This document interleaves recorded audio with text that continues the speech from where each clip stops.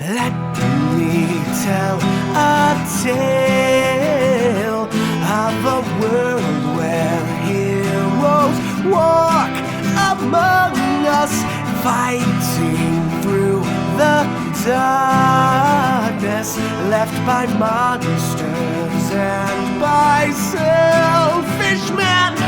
A tale of glory rent asunder, sacrifice and battles lost. Our heroes know not what awaits them, and still they carry on.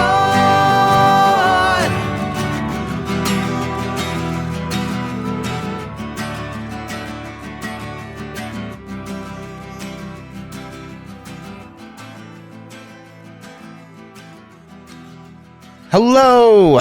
Welcome everybody, my name is Pixel, and we are Ages of Einor, and welcome to the unbelievable, turtle-packed third episode of Ages of Einor presents the Regent of Bedegar. Why can't I hold all these turtles? We are back once again with our bevy of Bedegarian adventurers, and we are super excited for this next episode of this follow-up campaign to the Siege of Castle Rend. If you have missed that whole adventure, don't worry, this is still a good place for you to jump in, and the previous episodes of this campaign are up on our YouTube page, as well as that one. If you want to try and binge it all, you probably have time. It's 2 weeks till we play again, but don't leave now. Just watch this and then go back. So I'll be your Dungeon Master this evening for the Regent of Bedegar, which is found in the D&D 5e supplement to Kingdoms and Warfare by MCDM. And as always, we're going to get into the game here in just a few moments, but before we get started, we're going to go over our usual housekeeping things. First of all, folks in chat, remember when you are on map screens that you may see things that the DM sees that our players do not see. So please try not to spoil anything. Typically, this will be indicated by stuff that is grayed out or semi-transparent. If you see stuff like that, don't mention it in chat, because our players may be hanging out with you guys in chat, talking about the adventure when they are not focused on, being active in that particular scene or things like that. So we don't want to spoil the game for them and accidentally tell them that there is, a giant pack of direwolves waiting just outside to crawl in through the prison window and eat everyone's face. So secondly, please remember that D&D is a complex game with a lot of rules, and we're also improvising a story together as we play. So I may change things with the rules or the adventure or things like that. I may forget stuff and have to make something up on the fly, etc., etc. Try not to lose your mind about any of that. We're here to have fun and tell a fun story, not to perfectly replicate every inch of the Player's Handbook, Dungeon Master's Guide, and this adventure book. So if we are trying to think of a rule and you know what it is, feel free to drop that in chat, and if we see it, we'll run with it. If we miss it, again, don't lose your mind. We're not going to go back and fix it. We'll just try and get it right next time. Thirdly, we want to keep the space as open and welcoming as we can to the extent that is possible on the internet. So we do try to keep that internet toxicity to a minimum. As always, that's never really a problem here, but we do like to let you all know that we won't be putting up with anyone being abusive or hateful in chat, whether that's to other viewers or players on stream, regarding anything from character choices, knowledge of the game, or rules, literally anything else about them as people or their characters. I doubt that's going to be a problem, as I said before, but we do like to be upfront with that. And then a reminder, we do release the show on YouTube and on our podcast after each episode. Typically what that schedule looks like, the VODs remain on our Twitch page for 2 weeks. They go up on Patreon for early access for folks to watch at their leisure on Sundays, usually both in the audio and the video form. And then Wednesday, that usually happens on Sunday at noon. And then Wednesday after the show airs the following week, they usually go up to the public on YouTube and podcast. So lots of places to find us.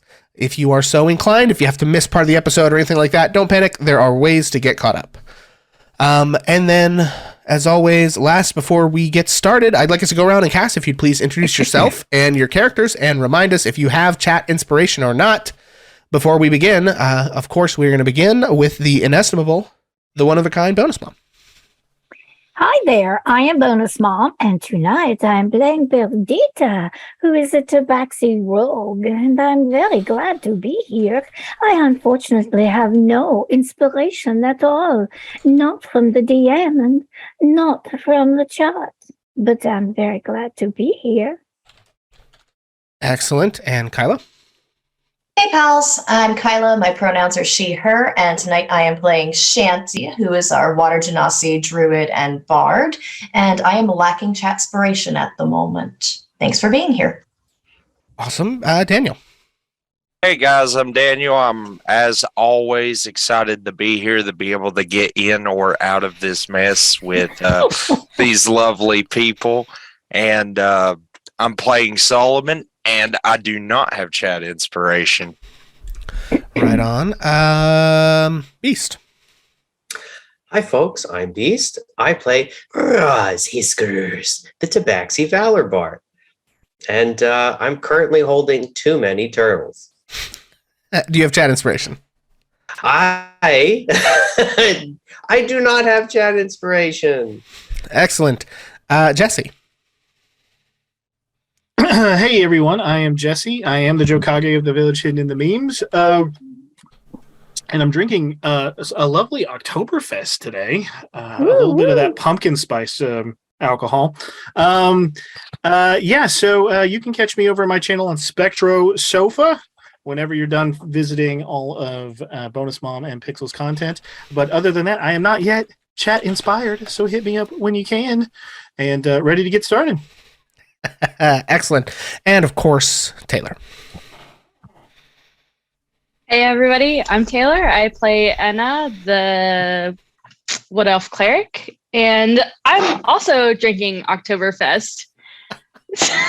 Woo! I feel like I should. Sorry, This video has been had sponsored by earlier. Samuel Adams. No, I'm just kidding. No. And I don't have any chat inspiration. So. Awesome. And everyone, I am Pixel, and I am sponsored by Dr. Pepper. No, I'm just kidding. I am not sponsored by anyone. And Dr. Pepper has no idea this show exists. Furthermore, I am Pixel. You can find me here on Ages of Einor. Congratulations. Actually, you already did it. You've solved my Find Me on the Internet puzzle. Woohoo! And I run the games here at Ages of Einor. Some of the games. I'm not the only DM that we have. In fact, we have a whole bunch of DMs, 25 or so, theoretically, although only 10 or so of us are active right now in our Discord, running plenty of games. If you guys love D&D, go check that out. There are opportunities to play and jump into one-shots and some ongoing campaigns and some West Marches games. There's lots of fun stuff going on there. Plus, there's a community of folks who love to talk about D&D and tabletop games and video games and books and movies and, you know, how shitty their day was and whatever else. There's all kinds of amazing things happening on our Discord. So we have a great community over there. Please go check those folks out. And that is on our Bonus Moms Tavern Discord, which sort of doubles as the AOA Discord. There's a lot of hats on that one poor server's head, but we try to make it work. Also, you can find me here on Twitch at twitch.tv/hammerandpixel, where I play video games and talk about things that I probably shouldn't talk about on stream, but I do it anyway because I'm a rebel like that. So we play Final Fantasy. We've been playing some Elden Ring. We've been doing a Elden Ring punishment challenge. So every time we die, we have to do like push-ups and sit-ups and stuff to pay for our sins, basically. It's a lot of fun. We've been having a great... speaking of, Ream Streams is who I've been doing that with. They are here in chat. They actually stream over on Facebook, but hi, Reams. Anyway, folks, so that is who we are. I don't have chat inspiration because I can't get chat inspiration because I am, all the bad guys and everyone else. So that's a fun time. Anyway, enough rambling from me. Without further ado, let's jump right into it. So, when last we left our heroes... Our heroes emerged victorious from their encounter with Lord Saxton's scouting party and had returned to Castle Rend to discuss their plans. A few days passed, and they held a ceremony to found the Court of Rend, and titles were granted to each hero. Silas Blackhand, the Heart of Rend, the Count himself. Raz Hiskers, the Voice of Rend. Perdita, the Eyes of Rend. Enna, the Soul of Rend. Solomon, the Hand of Rend, and Chanterelle, the Spirit of Rend.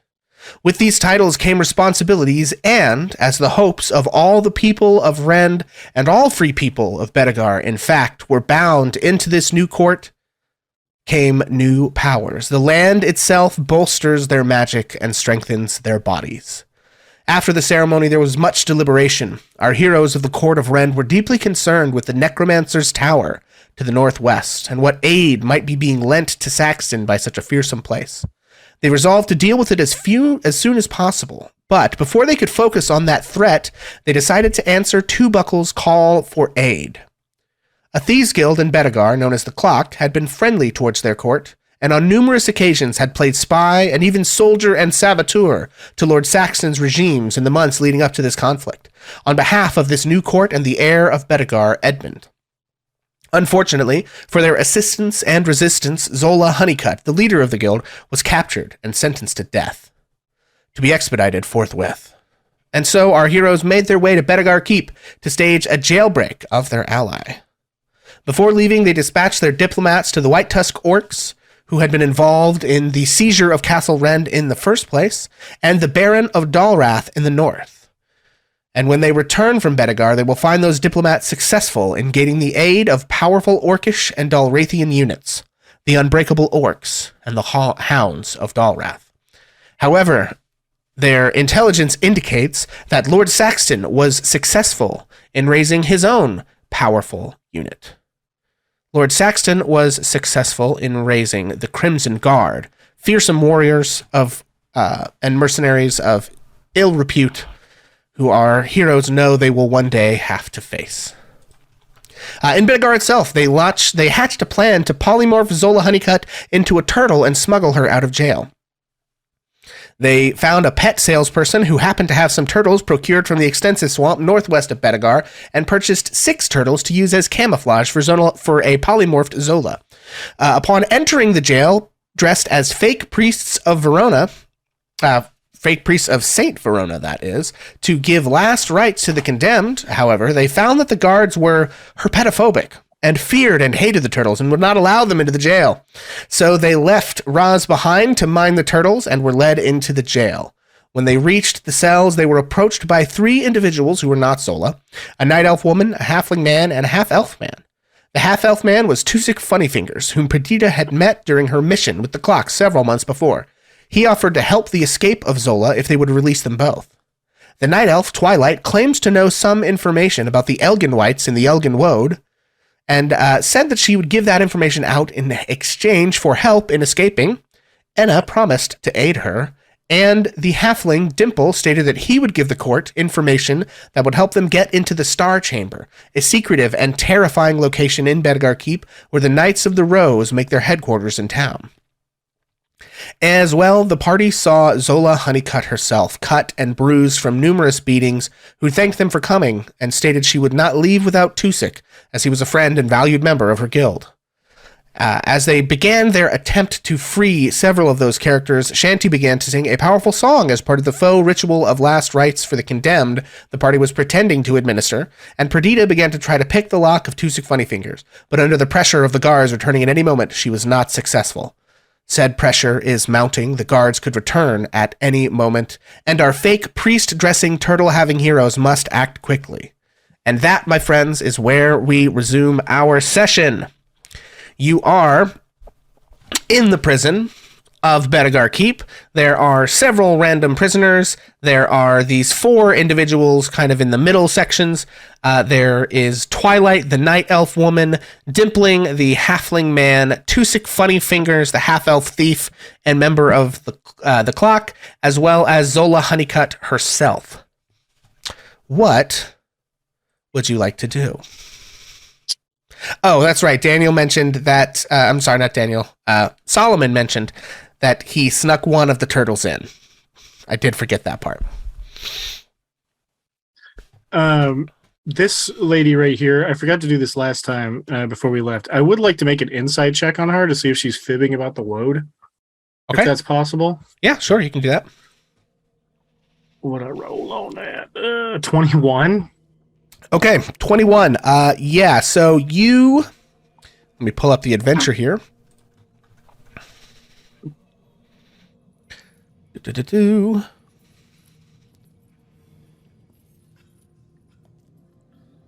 Yes, you get the sense that she does actually know something about the Elgin Whites. Do I get any read on whether she's like being shitty? Whether she's being shitty. Just in general, like, does she seem like she's, Sorry, might trick us or might, betray us or... With a 21, no. I don't think that you sense any of that from her. Okay. Then she seems to be pretty on the level. I was just having a conversation with Enna. Solomon is right next to me. Shanty's being distracting. And what was Perdita doing? Perdita was trying to pick Tusik Funnyfinger's lock and not rolling very well. Right, and then what did you what were you doing right after that, Perdita? You were were you chanting or? No, I think Roz was the one who's been doing some sort of throat singing business. As right, yeah. Okay, so Silas is going to try to hide behind Solomon, whisper into his hands, point in a direction that he thinks Roz is, and cast message. Okay. And say in Elvish, how many words do I get, or is it just a sentence? I think it's 6 25? seconds. No, that is sending. That's sending. Yeah. Let's see. I think it's whatever. It takes an action and it lasts a round. So anything you could say within 6 seconds. Let's see. You point your finger. The target and only the target hears the message can reply in a whisper. You cast a spell through solid objects if you're familiar with it, but a foot of stone, an inch of metal, and a thin sheet of lead or 3 feet of wood block the spell. It can travel freely around corners and through openings. So I'm just going to paste this into chat because we need to find out if those conditions are met. Okay. I don't think they're going to be met. Actually, unfortunately. So you're 25 feet from the end of the hall. Oh, shit. On a straight line, or on the straightest possible line to reach Roz is 105 feet. You don't have any windows in this part of the jail that I can see on the map. But I got a range of 120, right? Range of 120 feet. Okay, yes, so you can. Sorry, I thought the range was 60 feet. Yeah, 120 feet. You are correct. I was misremembering correctly. Hey, you're good. For some reason. So yeah, with 105 feet, your message can whistle down the hallway and under the door and reach Roz. What would you like to say? You have 6 seconds.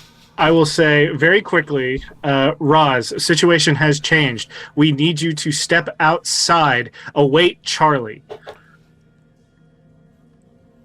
Interesting.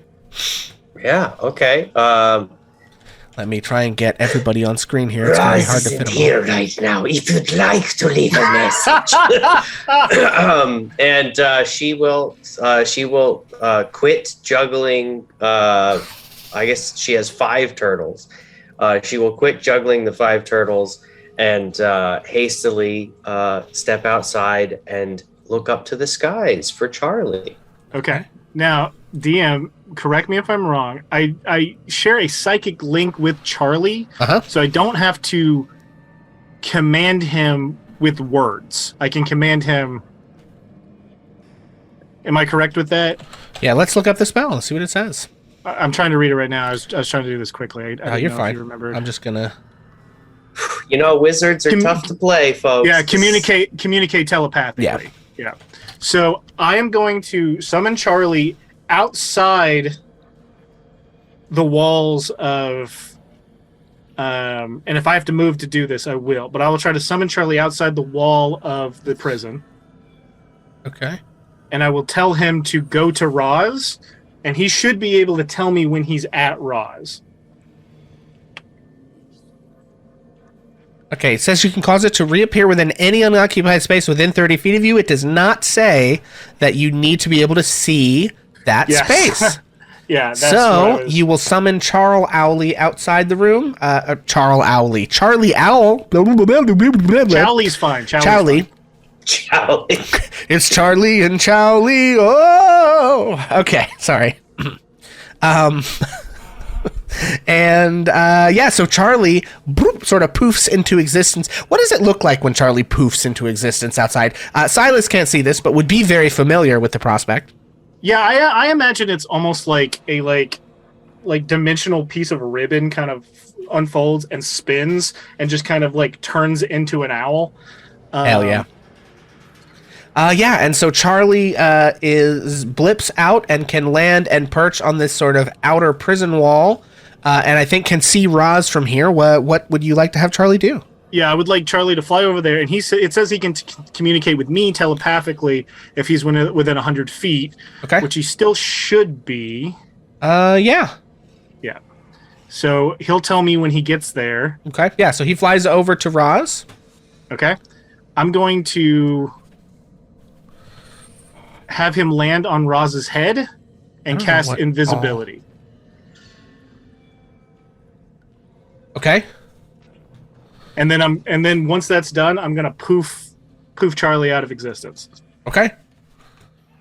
So Roz is now invisible. Oh my goodness. It was a long drink of water, a long road for a short drink of water, but we got there. Roz is invisible, juggling turtles. Okay. All right. So we're gonna put invisible, but not what is a silent. good? We're gonna put this ninja token on Roz. So now there is a sourceless throat singing, and every so often you hear a little from one of the turtles as it's being launched into the air. There you go. And then I guess I'll cast one last message.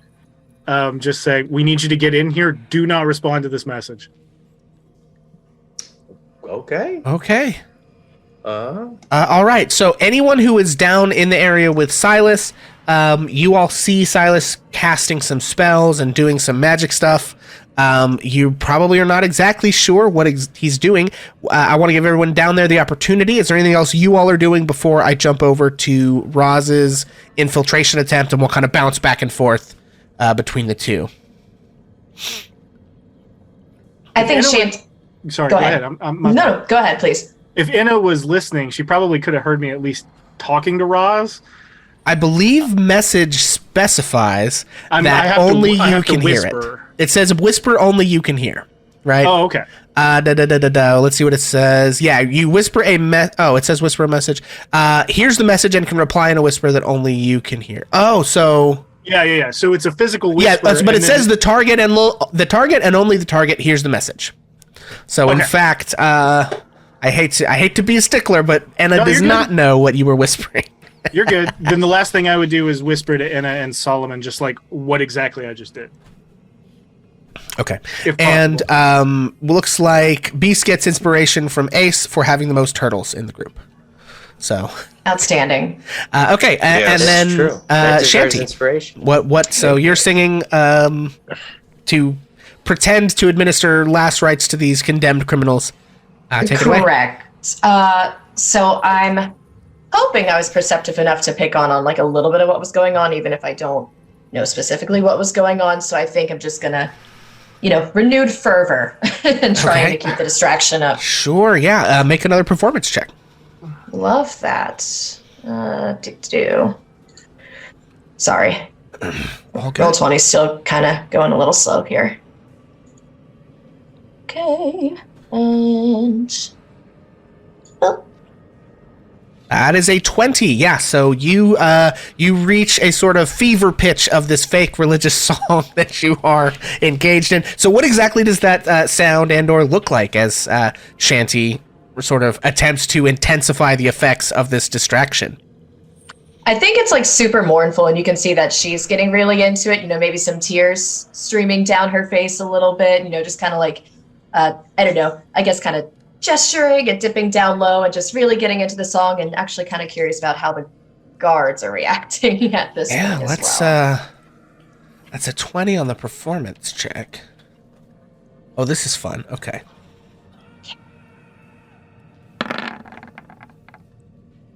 Ooh.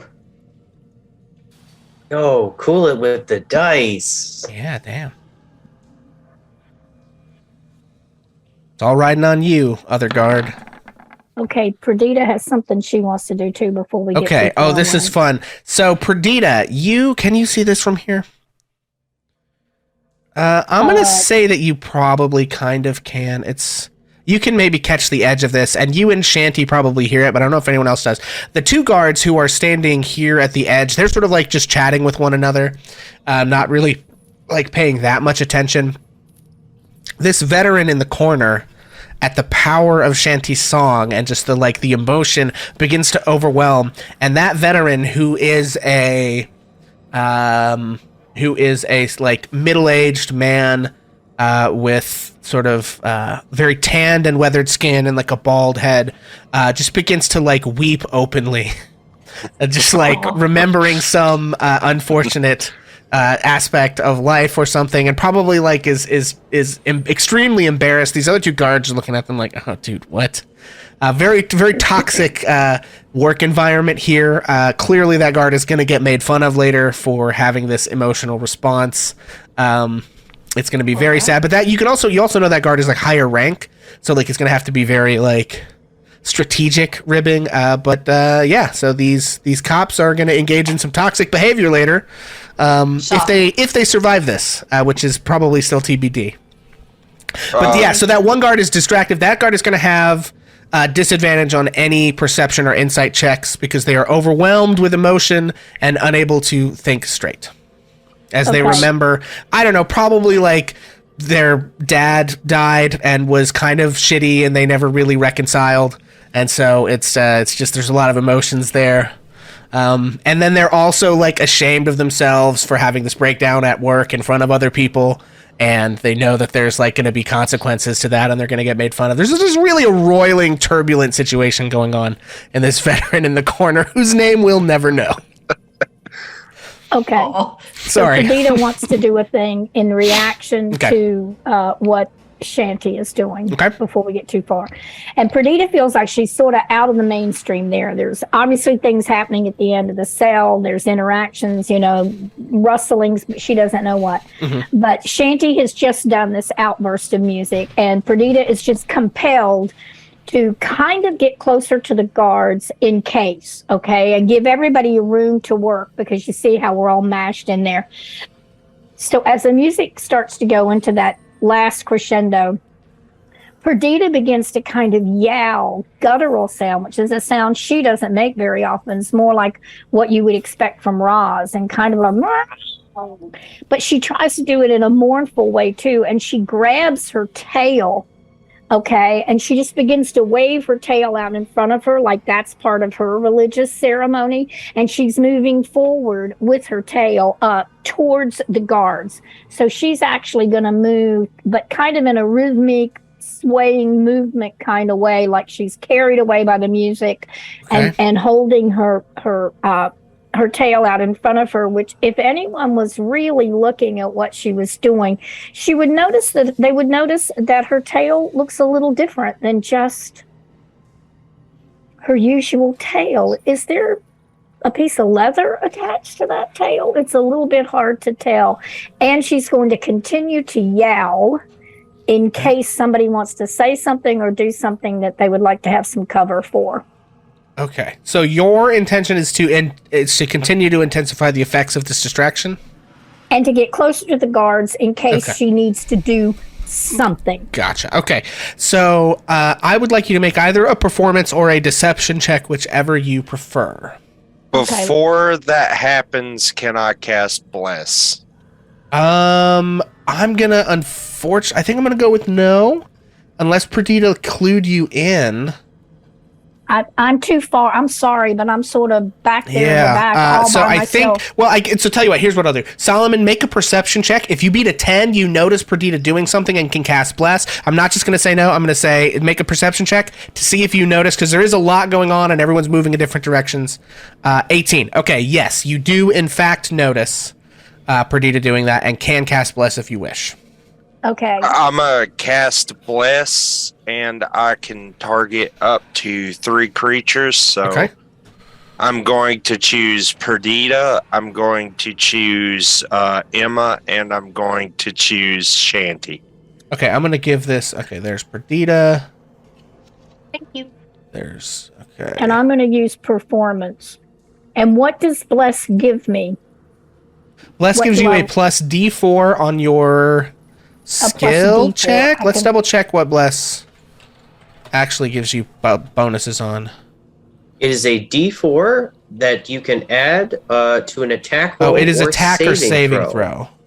Whoops. Okay. Oh, well, it works. Well, it's still, if you get into combat in the next minute, because it does last for... that's good prep. For a minute. Appreciate it. Thanks. So, okay. I'm rolling a perform... Oh, excuse me. Continue. Yep. I'm rolling a performance check. Okay, let her rip. 16. I think I did. Okay, and we're gonna have these guys. Okay.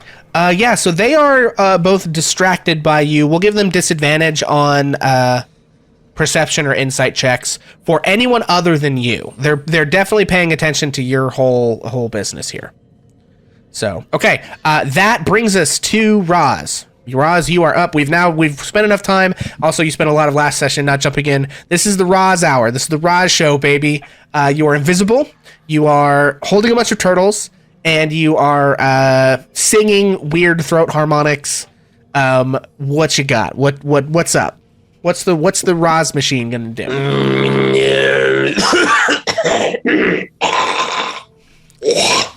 Make a Constitution saving throw. I'm not blessed, so I don't get the D4. But hold on, how far? How far? I think you have to see for bless. Let's look. It says no, it's just creatures of your choice within range. Oh no, you don't have to see them. Yeah, but I think it's 30 feet, so I don't know. If yeah, it is 30 feet, so I don't think you're within range. How far away is Roz? Roz is 40 feet away. Oh, then no, it won't reach you. I was fixing to be like, okay. So, Roz, with that Constitution saving throw, you have a 4 on that. Also, guys, try to remember. I think we've done it okay so far. Try to remember to call out your rolls when relevant, so that people are listening on the podcast version. Hi, podcast listeners. Thank you so much. Hopefully, you will get a better experience if we remember to tell you what we actually rolled instead of just describing the impacts of it. But Roz, that's a 4 on your save, so you actually stop and hack up a hairball real quick in the middle of the road. And so, Roz, that throat singing is kind of hard. There's a lot of like vibrations in the chest and stomach that happen. Phlegmy. It's very phlegmy, and so you stop and hack up one enormous hairball. And then you are at your leisure. So holding 5 turtles and 1 very large hairball, an invisible Roz who is invisibly disguised as a cultist, again holding 5 turtles and 1 very large wet, almost like a Brillo pad of hair and mucus. Is going to casually stroll into the prison, attempting to use the soft pads of her feline feet to stealthily trot past any guards. Okay. All right. Step 1, make a stealth check. Also, real quick, while you're making this check, because I've said that I will do this, podcast listeners, when we just said that we wanted to say hi to you, Kyla did wave, but you can't see that because it's an audio You format. didn't have to actually say So, I'm a man of my word, friends. We're going to work on the haptic part of the podcast. Once we invent the technology, I think that app is going to be in development. The compressions and rarefactions of air from us waving at you, but just give it some time. We're working on it. For now, just feel the love in your heart. and the wet, soggy hairball in Roz's hand as she glides like a shadow with a 27. 27. Okay, yeah. So 27 will definitely. Well, I say that it probably will. I can't imagine that this guard is even capable of beating a 27 stealth check. Certainly not. That's an 8. Yeah, so you were able to get waiting for past, that 28. Yeah, so you're able to easily get past this first guard. Now, here's the thing. I want to... So your friends have been let in there. I'm not sure if they closed this door or not. I didn't ever really describe it as being closed. But I think we're going to roll a luck check here to see if they've left that door open or if they have closed it. So... because this is a prison and you usually don't just leave all the doors open in the prison. That's not really how things go, I don't think. So Roz, roll me a D100 and tell me high or low. We are going all the way to the tippity top. It's going to be high. Oh! It's a 100, folks. Whoa. I don't know how I did it. I wish I should have saved Called that for shit. something way more. Hold that. Okay, all right. Well, Clip. Run to the Somebody gas get a station. clip. Inspiration. Run to the gas station this second and buy a Powerball ticket. There's Right no now. gas stations. I live in Brooklyn. okay, the bodega, whatever. Right. Wow.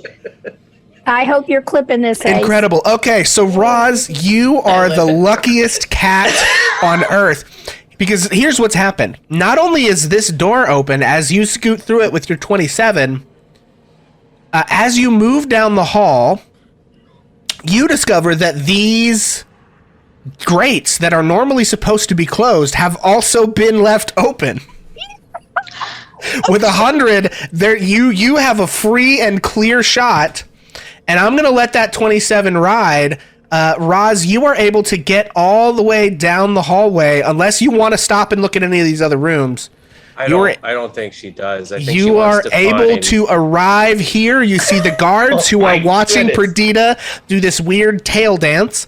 You can hear Chanterelle, who is at like literally the sort of musical climax of like a it's like Mozart mixed with a Gregorian chant of Latinate sadness over the imminent death of these pitiful souls who have transgressed against society and must be purged. And you can also kind of see around the corner everyone else milling about. Holy shit. What a roll. What a roll, guys. Natural 20s, just saying. Yeah, I mean, that's, listen, Wild. Wow, that's crazy. because You know, they I felt almost it. certainly are supposed to be closing these grates every time somebody comes and goes, but 100 on that luck check, well, that's what it'll get you, baby. That's what it'll get you in these parts. Right on. Surely you were smart enough not to close them behind you. Oh no. Well, Roz couldn't have because she's got two turtles in her right, 2 turtles in her left, and a 5th turtle hanging on with her tail. The hairball is just kind of nestled in sort of the middle of all of the turtleage. And she just kind of very lightly, just very casual. She's not really, there's not a lot of effort. She's mostly focused on just like holding the turtles. And she just walks invisible, completely invisible, entirely silent. It's completely preoccupied with holding too many turtles and a hairball. Walks into a prison through every open door, and stumbles into what seems to be an absolute fracas of a. So I need everyone to understand. As I was Roz sitting outside of all of this, I had no idea what the inside of this prison looked like until now. Yeah, right. So Roz has just discovered all of this going on. None of the prisoners are freed, and all of your friends are singing and dancing and or whispering down the hallway. That was my thing. Okay. So I have a question. Sure. Are the turtles invisible too, or I think they are. everything that you're wearing or carrying says it will be invisible, and so I am going to allow the turtles to be invisible in this scenario. Technically, rules as written, that might not be how it's supposed to go, but I, don't care. So. Just don't drop any of them. Oh Unless you no, the want to on turtles. purpose. So I don't think Roz has the ability to control whether or not she's invisible. Oh, yeah. And I don't know you're here yet. Yeah. Yeah. So Roz, the only thing that will so Roz, you I think are familiar probably enough. Well, so do you have the spell invisibility? You probably don't, right? I don't. Okay, Roz, make an Arcana check for me. Oh my goodness. Yeah. Okay, Arcana. 16. 16. I think 16. It's not a high level spell. I think 16 is enough to know that if you attack something or cast a spell, your invisibility will drop. It's probably not greater invisibility. You can sort of feel that it is like a flimsy enough effect that if you attack or cast a spell, the effect will drop. Braz is going to lean over to Perdita and whisper loudly.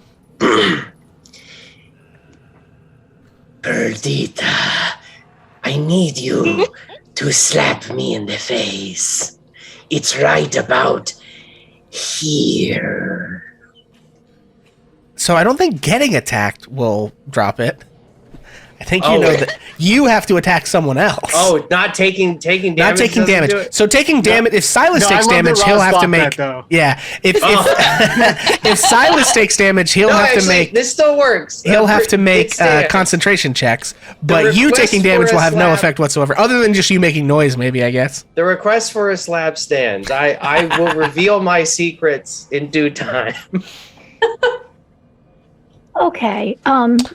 So, okay, I would like Roz to make a stealth check. You have advantage, and our guards have disadvantage on their perception check, but there is a chance they'll overhear this.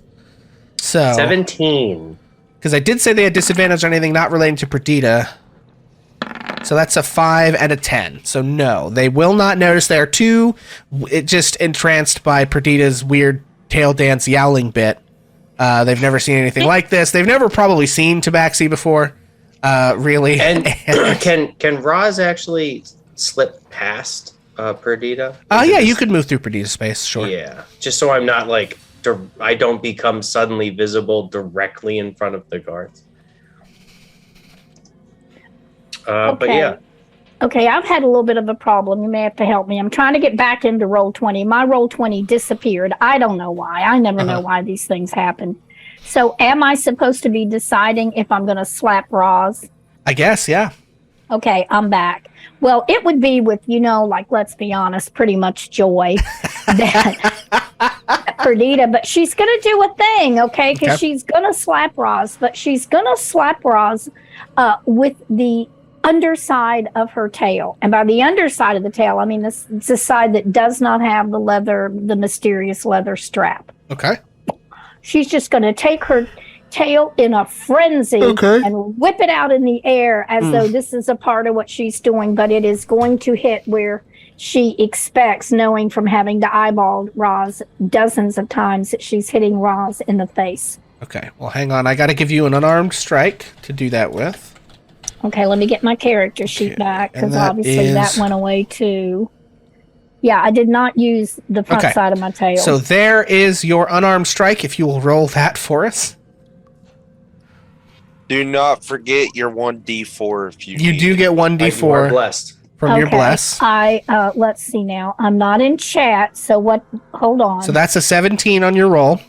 Okay, I don't think that she would aim for bless to do anymore. I think she's going with the 17. Does the 17 hit, Roz? Roz's armor class is 18. So you whiff. She's not calling on the power of her blessing like a fool. Continues her streak of failure. Perdita's having a real hard day here and just completely whiffs, misjudging just a little bit, and your tail is just short of Invisible Roz's face. But I don't know that I missed. Did I? I guess I would have. You didn't feel like he's not incorporeal. You would have felt if your tail whapped into a human or a tabaxi body. Okay. And as in retaliation for the failing her request, Roz will slap Perdita's tail. Okay, make an unarmed strike. Oh my goodness, I do not. It is you're proficient. It uses your strength mod, and it is 1 plus your strength mod unless you have class abilities that state otherwise. So that's my goodness. I rolled a nat 1. Oh For my God! attack You roll. dropped a turtle. I just know it. But I am technically not invisible anymore, I think. Yeah, so making an attack does drop your invisibility. Even I don't if you have to hit. succeed the attack to drop invisibility. I only have to attempt to make it. Okay, but go ahead and make another stealth check to see if you can hide your presence so that the guards don't notice that you materialize. They still have disadvantage because they're so focused on Perdita. 14. Okay. As I am visible and no longer have advantage. Let's see. I need to... Okay, there we go. Keep forgetting to do that for all these guys. Okay. It's like two children okay, so slap that fighting is a and 6 just and a hitting 7. air. So they do not notice you. So Roz, your materialization goes unnoticed. Everyone else, Shanty, Solomon, Anna, everybody, you see Roz just sort of like whiffing your paw at Perdita's tail come into existence in the middle of the hallway. Outstanding. I feel like I need like circus music to go along with this. Honestly, this is not what's I don't know like what a good. There are different kinds of heist movies, right? You know, there's heist movies where like everyone is an expert and they're like Mission Impossible style, like, you know, bum, and everyone's on top of it. And then there's heist movies where it's just like an absolute disaster top to bottom and there's an endless string of slapstick calamity. And I feel like we're watching that second variety right now, as everything that can go wrong does.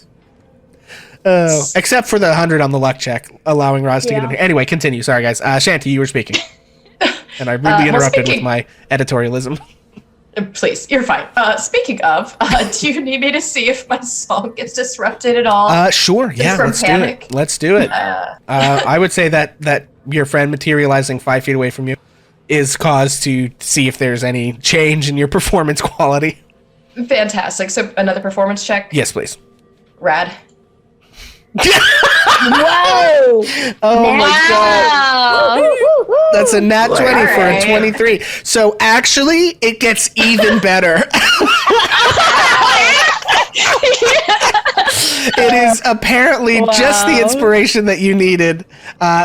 Just to see your inspiring friend Roz covered in turtles and cat puke really just sets the whole performance to a new level. I mean, it just takes it is now you're in masterpiece territory. I mean, it's a sad thing that recording technology does not exist in this fantasy medieval European setting, because no one will ever hear this again, except it will live on in all of our hearts forever. So. This is ridiculous. Can I say that Roz adds her chanting to the mix? Sure, yeah. We'll say that Roz, as you pop in, having listened for a few moments to like the sort of harmonic structure of all this, add your sort of like multi-voiced throat singing harmonic drone underneath of it. It really just kind of bolsters, it provides that foundation that you need, you know? That a single voice in song here are actually quite good. Yeah, that provides that level of sort of on a pan flute. It can't. A single voice in song really can't provide that same sort of, you know, quality, and so it just really kicks it over the edge. I think Shanty's just. Go ahead. Sorry. No, you go ahead. I was gonna say, I think Shanty's just gonna kind of like reach her hand out for a low 5 without being noticed. Okay, Roz, make an animal handling check for the turtle. You give a 5. You know what? I'm just gonna go ahead. I am going to burn inspiration to give myself advantage because. Sorry. Oh. That's wow! Yeah. These turtles. Roz snaps her fingers, and the turtles one by one stack each other on top until it is a stack of 5 turtles deep, all gracefully balanced on top of one another in one of her paws, so that she can properly vocalize to assist Shanty. Yeah, and I think actually you go to give a low 5 to Roz, but the way Roz holds her hand out, you actually high five all of the turtles on the way down. Even better. Love it. I'll take it. Turtles with their little nubby feet. Oh my god, yeah. So with that nat 20, you get them to stack up perfectly and hold out their little turtle claws for a sweet dap, a nice little high five, as this masterpiece of music happens. What is even happening? Okay, that so Perdita realizes that this is the moment. Something's going to happen. She's sure. She's just going to move into the space as close to the guards that she can get, wailing and moaning, and maybe even trying to put her head on one shoulder and the tail on the other shoulder. She is pure distraction now, just trying to get between you're trying the guards to touch and these guards? they might do. You're trying to touch these guards? Well, I'm getting close to them, like that maybe I could. I'm wailing and moaning. Make another deception check. Oh God! performance, it's bad whichever. when I have to roll. Okay, one more performance checkup. I'm just really trying to get where they can't. And I'll say, see. take advantage from the numerous nat 20s. We'll give you advantage on this. Things are this is starting to turn around. Roz really is the I don't know, voice of this party. Master. With advantage, I get a 24. Okay. It's pure distraction, is what I'm trying to. So they can't see past me and see Oh what's man! happening. So one of the guards rolls a nat 20, but their total is only a 22. All right, and I got a So, 24. I finally got a roll. They do not quite, even though it is the most perceptive they can be. And I guess I should have rolled insight and not perception. So technically that is only a 20 and not a 22. Anyway, nevertheless, yeah, so they are still really they're very confused. They're like, they don't know what you're doing. None of the other priests have ever done any of this. This is extremely weird. But yeah, that is successful. Okay, everybody else. We've got Anna, Silas, Solomon, and Shanti and Roz. What are you all doing up near with all those prisoners who are all beginning to like look confused? They're like poking their heads out and looking down the hallway, and they're like, "What's happening? Get us out of here!" Solomon has no idea what's going on right now. He's seen turtle high fives, whatever Perdita's doing. He doesn't know what's going on. So he's just like, okay, what do I do? Yeah, I think under her breath, Roz whispers, Well, I'm here now. Are we going to continue to sing and dance until they all make merry and collapse from exhaustion from all of the wanton merriment? Or are we here to escape?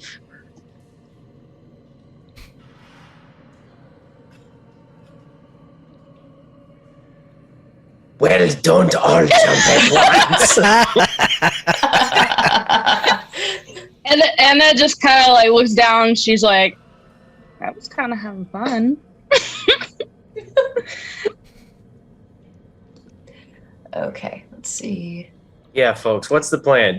We have clogged this entire cell block. Oh no. The Right, only where do we go thing now? that gives us an out right now is Perdita, who is holding down that one corner of the hallway that we need to go. Everything is unlocked. Roz cleared the path. Well, everything is unlocked Wait. except the cages that the people you need to get out of here are in. Yeah. Right. Yeah. So that I think is let's zero in. The guards are distracted, and we'll keep attempting to figure out what's going on as they go. But you guys don't have infinite time here. People are locked up. You've got to figure out how to get them out. What do you do? Silas, can you cast silence, or can anyone cast silence? Or Unfortunately, I can't. can anyone cast knock? I can. I can cast silence as a ritual, and you can knock open these doors. Well, here's the thing. Knock is a verbal spell. I can't cast knock in a silence spell. Correct? But You cannot. if You can't cast spells with verbal components in silence. But it has a range of 60 feet. So I should be able to cast it. I should be able to stand at the edge and cast it into the silence spell. Yeah. So and hit let's the look door at if this is a I route we think want to knock look at. is like 300 feet, though. of sound, yeah, which is rough. I guess it depends. Well, so it can't pass through silence, right? So if there's silence between you and the target, it can't pass it, right? Okay, here we go. Silence. I'm just going to drop this on the map because there may not really be a good place to put this thing. We will find out. Yeah. Okay, so silence who has doesn't control of this? only affect the creatures inside of that area, but it essentially creates a wall. Yeah, so like if you're on one side of the silence and like, like let's say you dropped the silent, well, there's not really a good place to drop it necessarily, right? Because like the silence, the sound can't really pass through the wall itself all that well. Like it kind of can, but like it can't get through, you know what I mean? Like, so the trick is the people on the other side, like the people over here would probably hear something, but you probably could find a place to drop this where those people wouldn't hear it, depending on where you dropped it. But it's yeah, but that's the size of silence, and Beast, you have control over that. I'm gonna put that underneath. Yeah, the I think tokens. there's two options. Option 1 is knock and run, and option 2 is cast silence on these guards, kill them, just get rid of them in the silence, just like beat the shit out of them, and then cast it.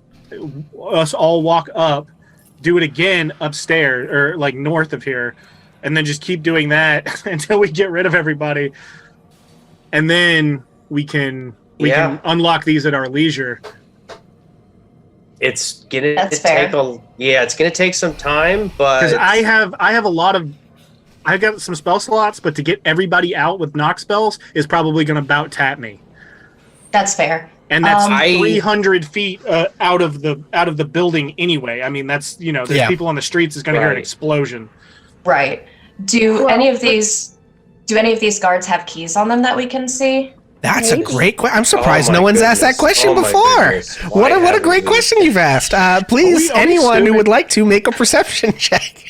Well, Can I make a Perdita's right perception there. check? Let me do it because Oh, that's somebody true. else You're Perdita's directly right on top there. of So them. let's see if she does a perception check to see if she sees keys where she is. And now that's the bless can't help me with that, right? No, but Bardic Inspiration can. All Totally right, can. baby, lay it on me.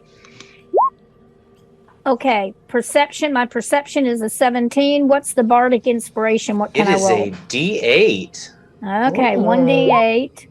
Gives me 6 Nice. more, so Hell yes. 23. I'm looking for keys. Right on. Okay. This dude who led you down here has keys. Okay, He I'm needed sorry. them, I in didn't- fact, I to didn't get you see in that. here.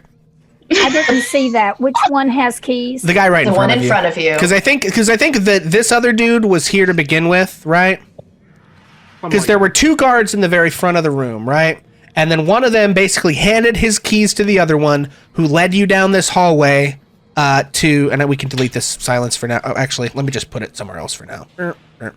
Because you guys might be using it. Yeah, might want to keep it handy. Okay. Okay. Anyway, yeah. So the one directly in front of you is the guy who wasn't already here, right? Because as he led you all from this way, from the north, the other guy who sort of who was standing there to begin with, like moved into the room, and then he sort of took his place. You know what I'm saying? Like if you were standing in the doorway watching, and somebody comes up to you, you guys move into the room. The person who came is closer. Yes. Shanty has raised her hand. Just curious, how do you feel about weaving spell work into songs? So, like, if I wanted to maybe weave Charm Person into the song I'm already singing. You can certainly try. Okay. I think it would needed to know. probably take some sort of a performance, maybe a deception check to mask it. Maybe an Arcana check to see if you can mask it. I could come up with something. Just curious if I needed it. Yeah. Just if it comes up. But yes, anyway, Perdita, as you get so close to these guards, notice that the one directly in front of you has keys. Okay. So, so this is what Perdita wants to do. Okay. If you let her do it. Perdita wants to, in her, her whole emotional whatever, responding to the movie, and now she's whipping her tail around and whatever. She is going to stick a paw in her pack and pull out as many ball bearings as she can get in one hand. And she's going to throw them up in the air. And she's going to she'll probably pick Sylvan, and she'll start reciting the ABCs in Sylvan or something, okay? That she's gone into like her spiritual language. And in the course of that, she is going to attempt with her other paw to lift the keys. Okay. Make a sleight of hand check. Oh, God.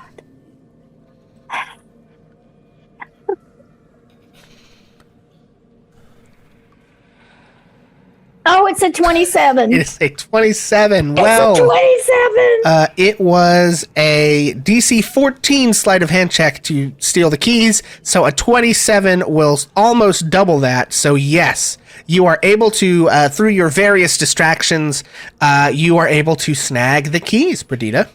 And I did sort of, you know, how you throw things. I threw the ball bearings in their general direction.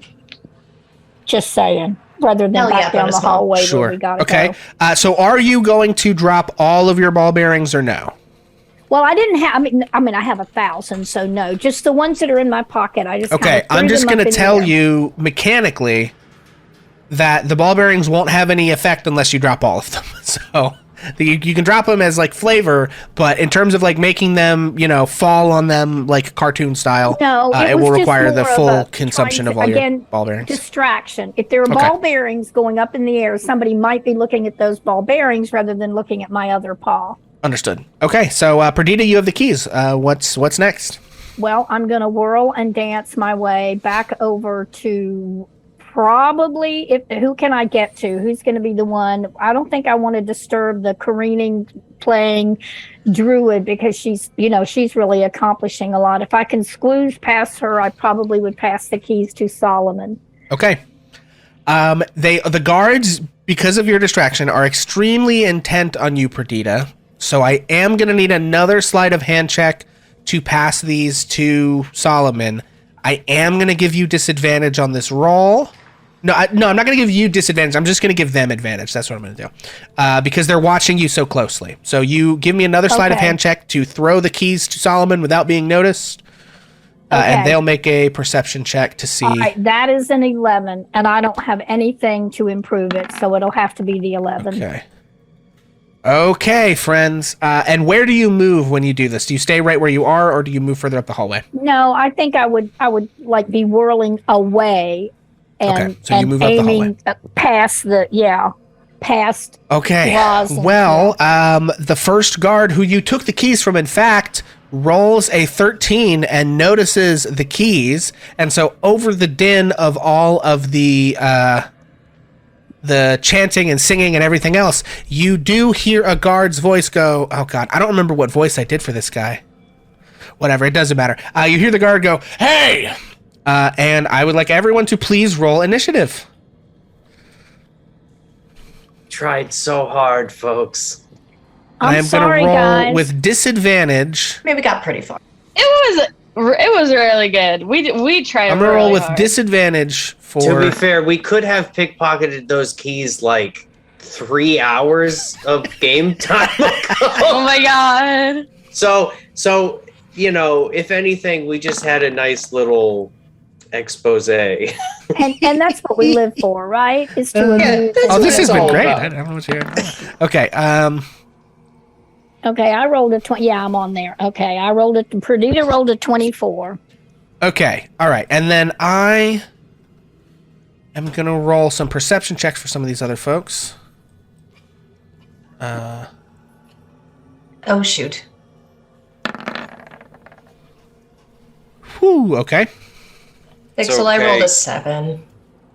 It's okay. Come join the single digit club. I'm here too. I forgot to click my person. I do that all the time. It happens. I'll get used to it eventually, y'all. Okay. Sorry.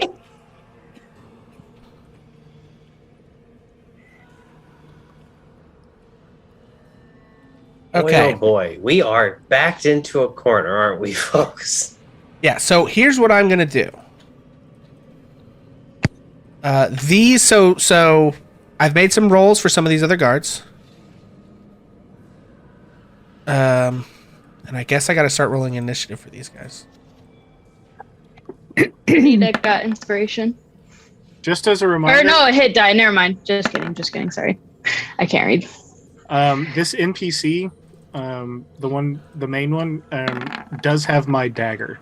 Okay, that's right. You already did give it. Okay.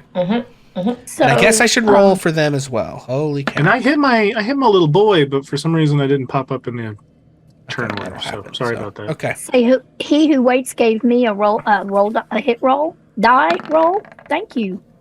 A hit die roll. Yes. Hit Yeah. die roll. Please don't die roll. And why does my thing say I have 5 temporary hit points already? That's not right, is it? If somebody gave you a hit die previously, then you might have rolled above. I couldn't tell you then. I don't know. Oh, no, wait. Jesus! I have 5 temporary hit points on here. I don't know, y'all. I'm not in control of your character sheets. I don't think You might have got. Did somebody cast like a heroism spell or something previously, or use one of your Do you? Some of you have new abilities from your titles and shit. Some of that might give people hit points. I don't even know. Okay, so here's the thing. I'm gonna add at the top of initiative. We're gonna make this a 50-50 shot on the first set of people.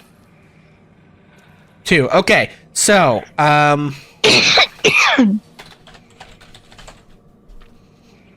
okay. All right, and then I am gonna make this. Just a reminder that everyone should, I think, have their new title-specific abilities in their character sheets. Okay. All right. Thanks. Okay, I think they all should be right. If I've screwed anything up on there, I apologize.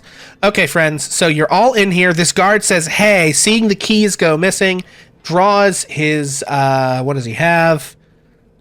Spear. He's got a spear in this tiny place for some reason. Great. So they sort of grab their spears and begin to point them at you. Perdita, you're right there. You notice what's going on. They have shouted. You suspect other people in the prison may begin to mobilize. What would you like to do? Oh, God. Okay. I guess I need to put in. Knowing that the game is up, Perdita is gonna, she's just gonna do the about the deadliest thing she's got. She's gonna, and the space is limited. She's gonna grab her short sword and leap forward and go for the guy that she took the keys from. Okay. Okay. Are you attempting to? Is this fatal? Is this unfatal? Is this a killing blow or what? What's your plan? I don't have a preference. I don't really care. I would like to know what Perdita thinks in this moment. Is she going to kill this prison guard or is she going to try to knock him out?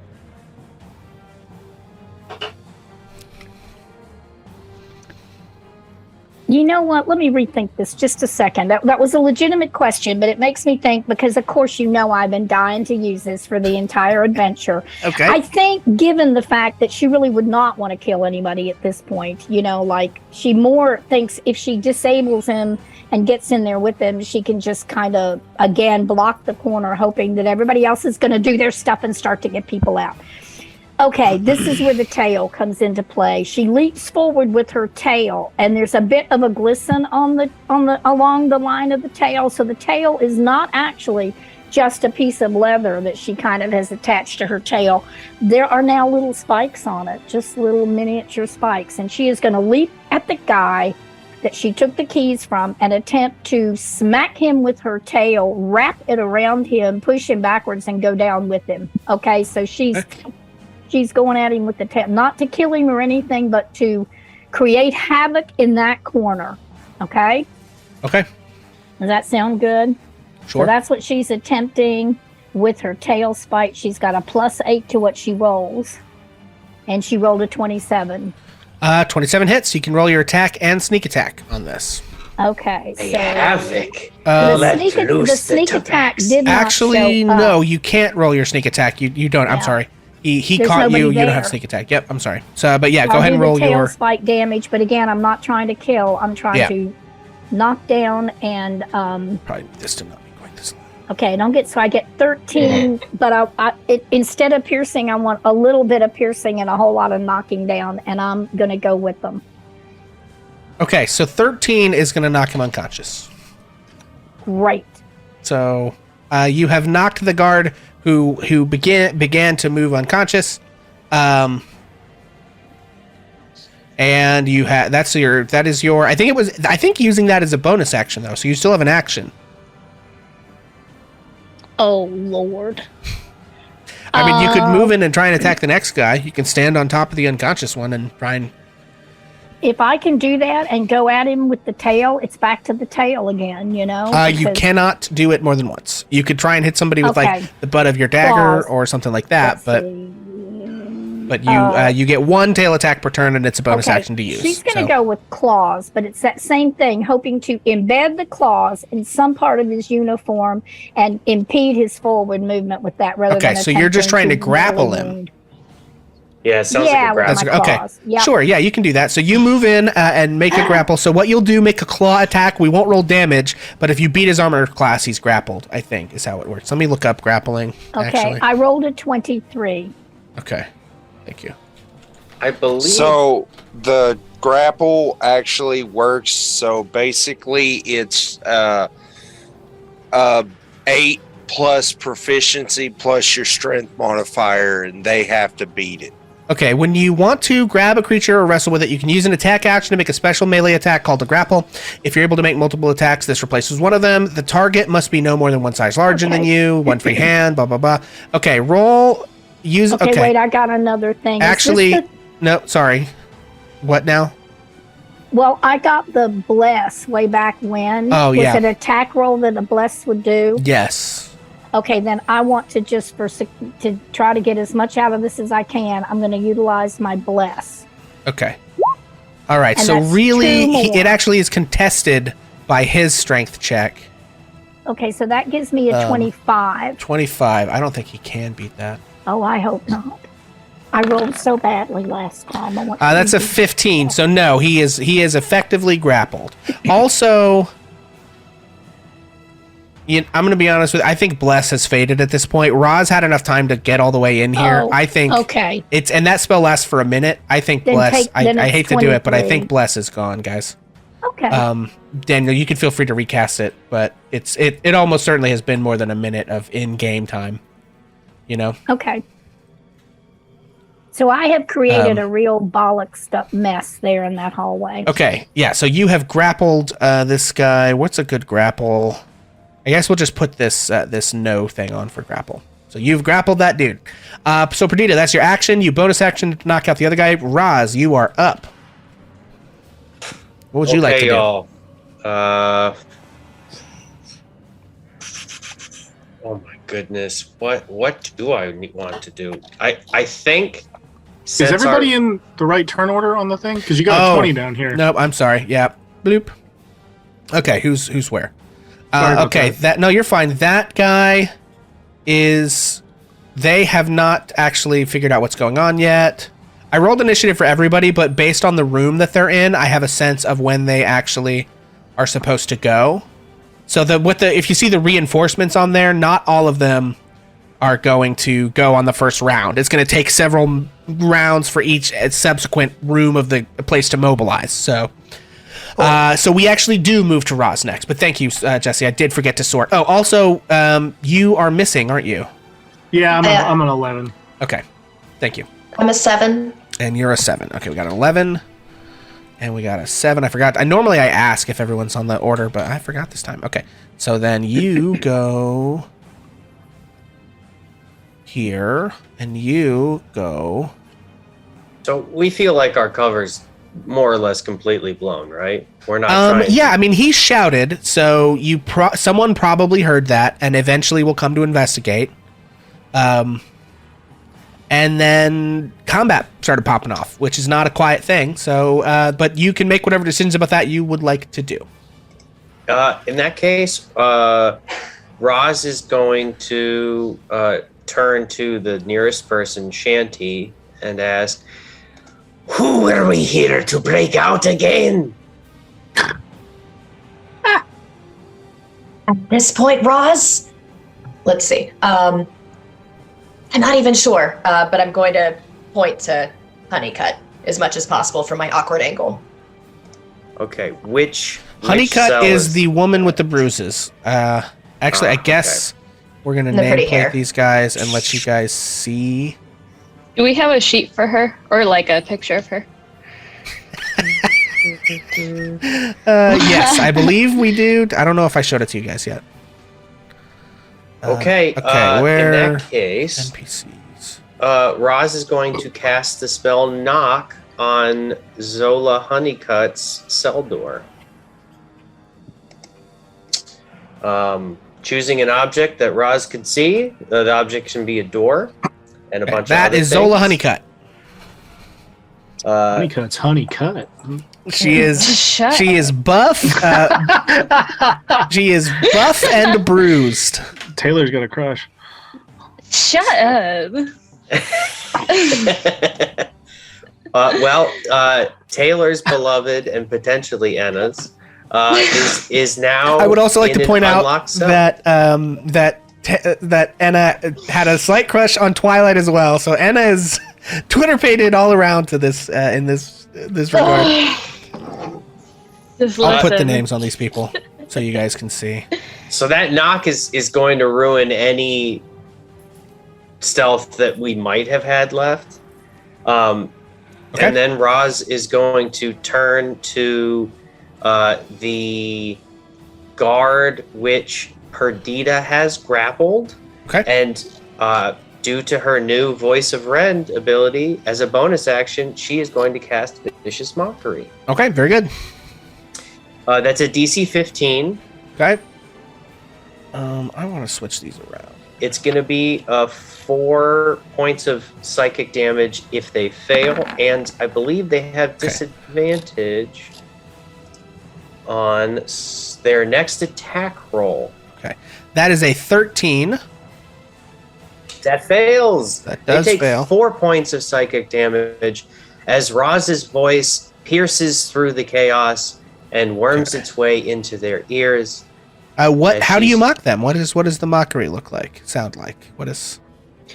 Your skin is furless, and so you must supplement with clothes woven from the hair of lesser animals. Wow. Okay, so I don't have like a crying face, do I? I guess we're gonna use this. No, that's not. We're gonna use this very shocked-looking person to indicate how sad they are. They lose 4 hit points from psychic damage and have disadvantage on their attack roll. Okay. Let's see. I think Roz is actually going to back out to here. If a creature is grappled, do they have a chance to make attacks of opportunity? I don't believe that has any impact on their ability to make attacks of opportunity.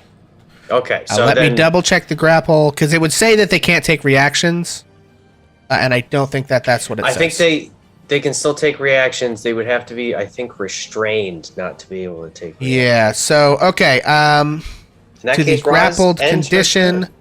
The grappled condition states their speed is 0, and they can't benefit from bonus to speed, and that's it. So basically, all grapple does is make them not be able to move on their own, unless they break the grapple first. So Roz is going to stand behind Perdita, who is grappling that dude, and just kind of watch down the hallway to be an early warning system for the group. Okay.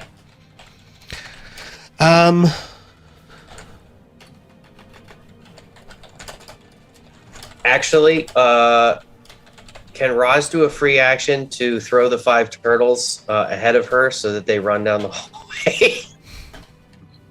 I mean, you could use your action to stow the turtles in like a pack or bag or something. No, no, Roz is holding them. It's okay, fine. Roz is holding the turtle still, and still covered in cat vomit, wearing fake priest robes. I just really want to like zero in on the absolute absurdity of this situation. Okay, who's next? That guard is next. They're being grappled by Perdita's claws. I'm gonna roll a check. On a high roll, they're going to attack Perdita. On a low roll, they're just going to try to break the grapple. That's an 88. So this guard panics and begins trying to stab you, Perdita, with his spear. That's a 22 to hit.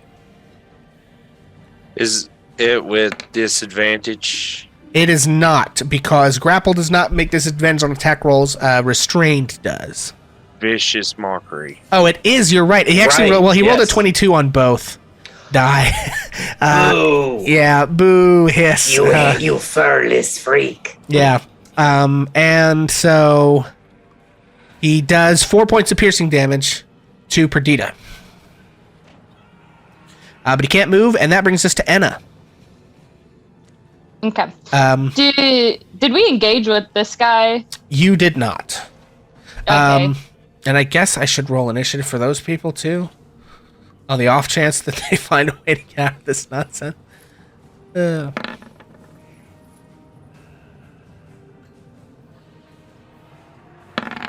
Okay. Wow. Okay, so thank you for reminding me those people existed. So one of them would have had a chance to go. And basically what he does, he just comes up to the bar and is just like, you're getting out of here. Please let me out. Please. They're going to kill me. He just starts begging for his life. Okay. I'm going to look at that guy and I have this thing called Heart of Darkness. Okay. Yeah, I think that's from your Haunted One background. I remember that. Yeah. So he can like fear me or like fight alongside me, right? Yeah, let's look at what it says. Let's look at, because I pretty much just like copied the text, right? So we're gonna throw that in chat and read it. Those who look into your eyes can see that you have faced unimaginable horror and that you are no stranger to darkness. Though they might fear you, commoners will extend you every courtesy and do their utmost to help you. Unless you have shown yourself to be a danger, they will even take up arms to fight alongside you should you find yourself facing an enemy alone. Well, you're not really alone, but I would allow you to make like a persuasion check to try to see if you can get this guy to agree to help you fight. Okay. I'm going to do that. And I was going to say, be calm. But what you can do is help us. Oh, shit. That's 9. Okay. Oh, that's a perception, not a persuasion check. Oh, my bad. So just roll an actual persuasion check. It's fine. No, that's a 5. Well, neither one of them really would have done it. So what he does is he just holds out his hand and says, I ain't got no weapons. Please help me. You gotta help me. Please don't leave me in here. Okay, so I'm just gonna give you that to you as a free action. He doesn't seem convinced. He doesn't have any weapons. He feels like he can't help you, but you do still have your action and movement and bonus action and all of that to try to do whatever you would like. Okay. Perdita still has the keys. Right? Perdita threw the keys to Solomon, which I believe you would have seen. It is the thing that kicked all of this off. So now Solomon has the keys. And then Roz used knock on Zola's cell and busted open the door. So, magically. Okay. So that's where we're at. Okay. Can I ask... I'm going to ask Solomon for the keys. I'm going to say, throw me the keys! Please. Are you going to let the bandit out? Just throw me the keys! Don't ask! Okay. So are you going to, like, hold your action for if Solomon throws you the keys? Oh, yeah. And then you could, like, unlock one of the doors? Yeah. Okay. So Enna gestures for the keys and is going to hold her action in case she gets the keys. Do you have a bonus action if you wanted to try to use anything? I don't know if you have any spells that are bonus actions, or we could just move on to the next initiative. If you don't have anything. Yeah. I don't really know. I don't really have a spell. I don't think that would help right now. I'm good. Okay. This veteran, I'm going to make, he has been weeping and deeply considering his failures as a son and the cruelties of his father. And so we're going to make a Constitution saving throw to see if he can pull himself together to get it on this round, to be involved. That is an 11. I think an 11 is not quite high enough. So he like begins to kind of like wipe his eyes. What's happening? Kind of like he's like, you know, that like thing where you're like sobbing deeply and like you can't breathe. So he is trying to pull himself together. He moves over towards Perdita, but he does not have it together to like. He's drawn his sword. He's probably going to attack, but he can't quite get it off this round. So you have a moment's respite as this emotionally broken man deals with deep hurt. Silas, you're up. Okay. Hurt people, guys. Silas between Solomon and Enna just turns to Enna and says, "All right, get them all, Lovebird," and is going to start the Blaze song and take off. Yo. And he's just going to straight up run up this hallway. As he's passing his bard and rogue, is that enough? His bard and rogue friend, he's just going to yell quickly, "We running or fighting? Running or fighting?" Okay. This guy does make an attack of opportunity. That is a 14 as you pass out of his space, but that is probably not going to hit.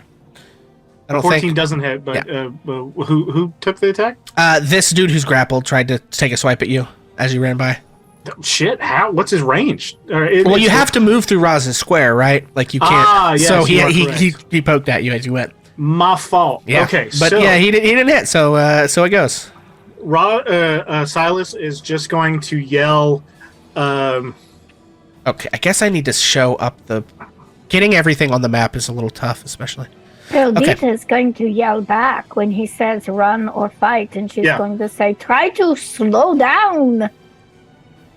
And that's all she's going to say, which isn't really an answer, but it's what she's got. Try to slow them down. Okay. So Silas is going to focus for a minute. A bit of flame, like when he casts Fireball, hits the end of his wand, and he's going to scream to all of the guards in the other side, "Cross the fire at your own peril," and cast Wall of Fire. Okay. I am going to, it's going to go right here. I'm actually going to block off the door completely on the way out, and then angle it back through this hallway for a 60-foot wall. Okay. I have a Wall of Fire, so stand by. That is so nasty. And then turn to everybody else and be like, "Find the back door." Okay. Wall of Fire. There she is.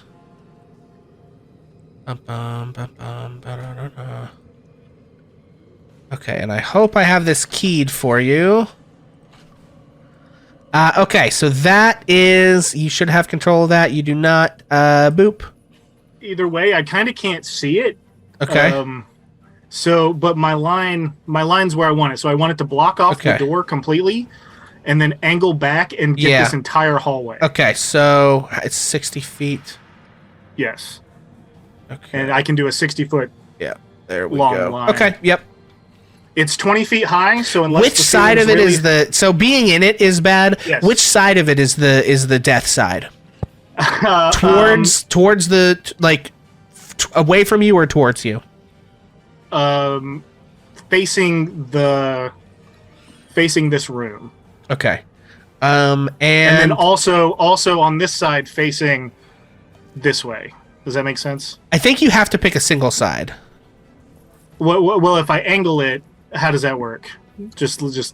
I'm fine it's, either way. It's 5 feet wide, right? It's 1 foot wide. Okay. 1 foot thick. Gotcha. And you're trying to angle it what way now? So I'm making an L shape to block off the main door. Oh, okay. So you. Way. Let's see, because you have 5, 10, 15, 20, 25, 30, 35, 40, 45, 50, 55, 60. Okay, so going from the main door to the absolute back of the hallway takes all 60 feet. Yes, that's what I want to do. So you don't really have an L shape on the other end. Just that little notch. You see? Can you see my little token there, or my little marker? Yeah, but it's like, so 1, 5, 10, 50. So you're not getting the very last bit of the hallway in that, and then you're doing That's fine. I can do this. I don't. If it's one 5 foot short, that's fine. Okay. And then you like I want say, it's just hard to see. I could move my token. Yeah, I got you. Helps. It's fine. Yeah. So I just straight up yell at him, "Walk into the fire and you're probably going to die," and then yell at the others, "Find the back door." Okay, so there we go. And the nasty side of it is facing the guards. Okay, so it goes. And how close? Read to me the spell. How close do they have to be to it for it to do its trick? If they are when you cast a spell, to Yep. each creature that ends its turn within 10 feet of that side, Oh God. or inside the wall. Okay. So if they get too close with it, they take 5d8 fire damage. I'll go ahead and just roll that for you. Yeah. 20 fire damage. That's Okay. toasty. Okay. Oof. Does it go? I am gonna rule that it doesn't go through the door of the kitchen. Because otherwise you're gonna burn this cook to death. And he just works there. But also I think it makes sense, right? There's a door on the kitchen. If it stays like that, it doesn't have long. That don't you don't necessarily know this, but that door is gonna catch fire, and that rando PC is gonna burn to death. So, but there we go. Okay, so Silas, you pop up wall of fire. And then I'm just going to be like, slow them down! And then that's my turn. Okay, there you go. All right. So we're not on the past the first round yet, so none of the rest of these guys are going to get to act. I am going to, I guess, now that stuff is happening up there, I think everyone's going to start reacting on the next round. But they weren't right there when stuff started. Okay, this other person races to the bars and starts begging, please, please, you've got to let me out. Please. Let's see, who was this guard? This guard, okay. Okay. Shanty, you're up. Do we hear any screams? Um, Anybody burning alive? they, okay, so, they've got, if they end their turn there? If they start when I cast it, or if they end their turn within 10 Okay, feet. I think I need to just look at, sorry. I gotta look at the text of this spell to adjudicate okay. what happens here. You're okay. Game's got a lot of rules, folks. It does indeed. Okay. Let's see what it says. It says, create a wall of fire, 20 feet high, 1 foot thick, opaque. When the wall appears, each creature must make a dexterity save. So when the wall appears, each creature within its area must make a dexterity saving throw. So no one, there is one guy in the area, so he makes a dexterity save. What's your DC? Oh, shit. Pretty high, like 16 or 16. Okay. He did roll a 17, so he makes the save, but he takes half damage. It's 10 points. So he has 1 hit point. Get away from the wall! And, okay. The other side of the wall deals nobody. Okay. And then, when was his round? Has he gone yet? Oh, okay. No, he hasn't gone yet. Or he doesn't go again till next turn? Oh, no, he did just go. Okay, so he moves out of the way of the fire and begins to panic. As for these other people, no one else is directly in the fire yet. Although they're ending, some of them are ending their turn. Yeah, this is bad for them. Ooh, there's windows. Okay, here's what's going to happen. These guards are going to try to break the bars out of the windows and flee. It's going to take nat 20s, folks. They have very little chance of survival here. 16 to 12 are not going to do it. I guess they just... If you end a creature takes the damage when it enters the wall... Okay. Yeah, so they don't actually get to make a save. They just take 20 damage. So you do begin to hear the screams of people dying. Shit. All right. And this lady... Okay. Sorry, I know there's like a lot happening here. Okay, so I think she's just gonna go for it. Okay. Okay, so she's just going to run through the fire because she was trapped in a room with no hope of escape. She's going to take 20 damage. But you see some woman who is probably the warden of this jail pop out. She is wearing a sort of like breastplate and plate armor. She has an extremely sour look on her face and a nasty looking spiked, I guess that's a morning star. And she rushes out and stares you down, but she is badly, badly burned and singed. And she says, "You there! Stop by the order of Lord Saxton!" And that is... I wasn't going to have them get involved on this round of combat, but because you lit them all on fire, they had to take turns. They're not going to stand there and burn to death. So, Shanty, you're up. Okay, fantastic. So they are... Never mind, they're not within range of me. That's fine. Let me see. So first thing, I want to go ahead and grant inspiration to Perdita, please. Okay. I think at this point I've obviously stopped that song that I was doing, and it's just a song of like, you've got this, go team. And use my bonus action to do that. And what does that give me? It's Bardic Inspiration, which is a D6 or a D8 at this level. I'm not sure which. Someone help me out. Let me triple check. You're level I'm 1. sorry. You're level 1, so it's a D6. It's a D6, yeah. So you can add a D6 to an attack roll, saving throw, or ability check. Roz. Perdita. Blah, blah, blah, blah, blah, blah. I know who my characters are. Sorry, continue. All right. No, you're fine. So Inna is currently in the process of getting everyone out, correct? That is what... So Silas told Enna to do that. Enna does not have the keys. Solomon has the keys. And it is not going to be Solomon's turn until next, but Enna appears to be waiting for someone to throw her the keys with the intent to begin to unlock some of these cages. Okay, so so she's holding action.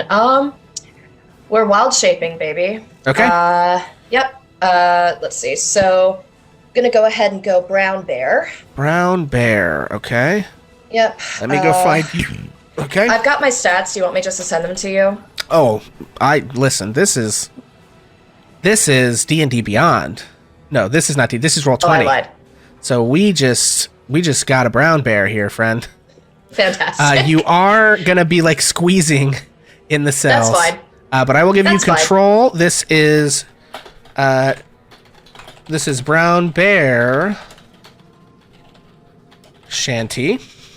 Fantastic. And I'm going to give you... Wow, that's such a big circle. Sorry, Yep. It just popped back to the okay, so we are going screen. to edit. We are going to give you... where are you? There you are. And there you are. You can control this thing. And this is brown bear Shanty. Save. Yep. Character sheet. Brown bear Shanty. Save. Okay. All right. So there's brown bear Shanty, and regular Shanty goes away. And I need to give your brown bear vision, probably. Thank you. I don't think brown bears have dark vision. So, that I know of. They do not. Okay. Yep. All right. So you are a brown bear. You are squeezed into this 5-foot hallway. So you are in the... I believe there's a thing in the movement section of the game about how that works when you are in like a squeezed position. Let's see what it says. And we just got raided by Black Moon. Oh, look at that. Thank you, Black Moon. Aww. Hey, Black Moon. Maybe it has to do with movement size. Oh, God. Does anyone off the top of their head know the rules for when someone is squeezed into an area that they're too big for? I think it's the same as rough terrain. Okay. I think that you treat each foot that they move as taking 2 feet of movement, so basically double movement. I could be wrong. I think I'm pretty sure that's right. Okay. So, yeah, but you have turned into a bear. What would you like your bear to do? So honestly, right now, she's just going to kind of squish over to where these guards are in the corner without stepping on Perdita and Roz, obviously. Okay. And just... They're currently involved, but I would just like to be there partially to intimidate and let's see. I'm trying to figure out where I can go that I'm not going to squish anybody. I didn't think this through with my shape.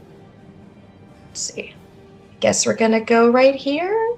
Well, maybe if you have moved over there before you did the bear, that would have been a better shot at it. That would have been smart. Because can a bear squeeze through our spaces?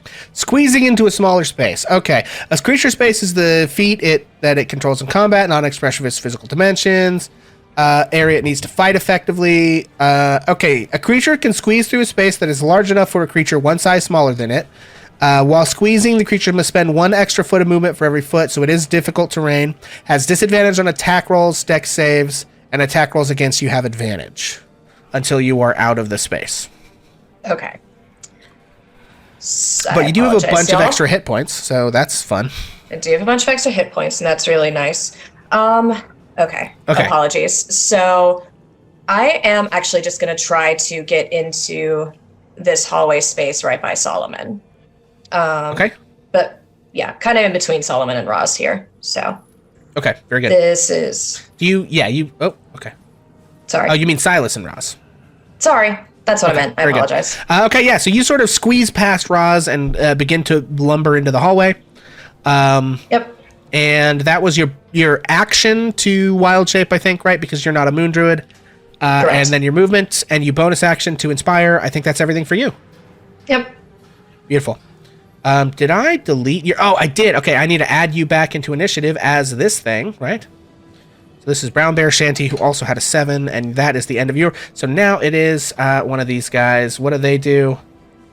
I don't think he's going to try to run into the fire. He is going to just hide in this room. That brings us to Solomon.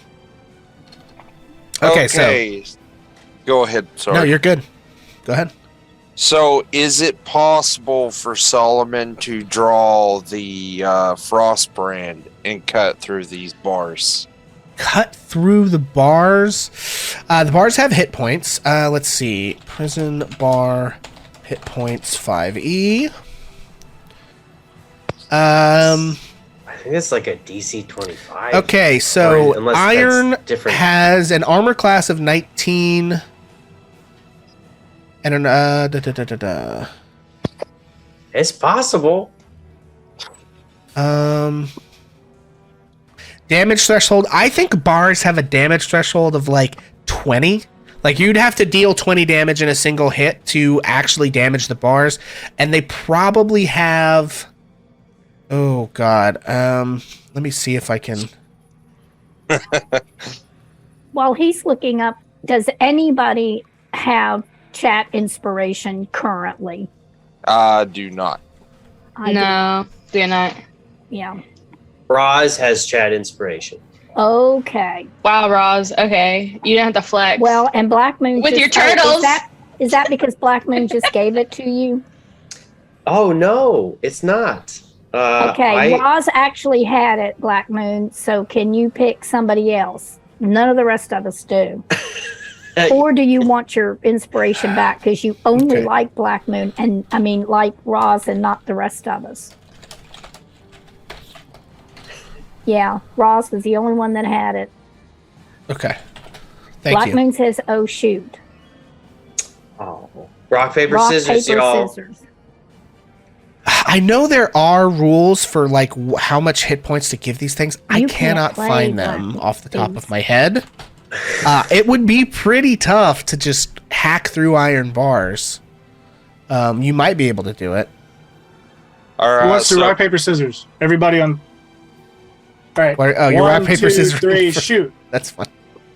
Oh my God, we It's all all get scissors. Four-way- Wait, No, Daniel. Four-way time for Daniel, scissors Daniel and gets one it. rock. Daniel has a rock. Wow. Perfect. Daniel gets it. Fair is fair. The winner. Solomon gets it. That is so It funny. is. He has defeated all single-handedly. That is so Way funny. to go. Good for thinking outside the box, Solomon.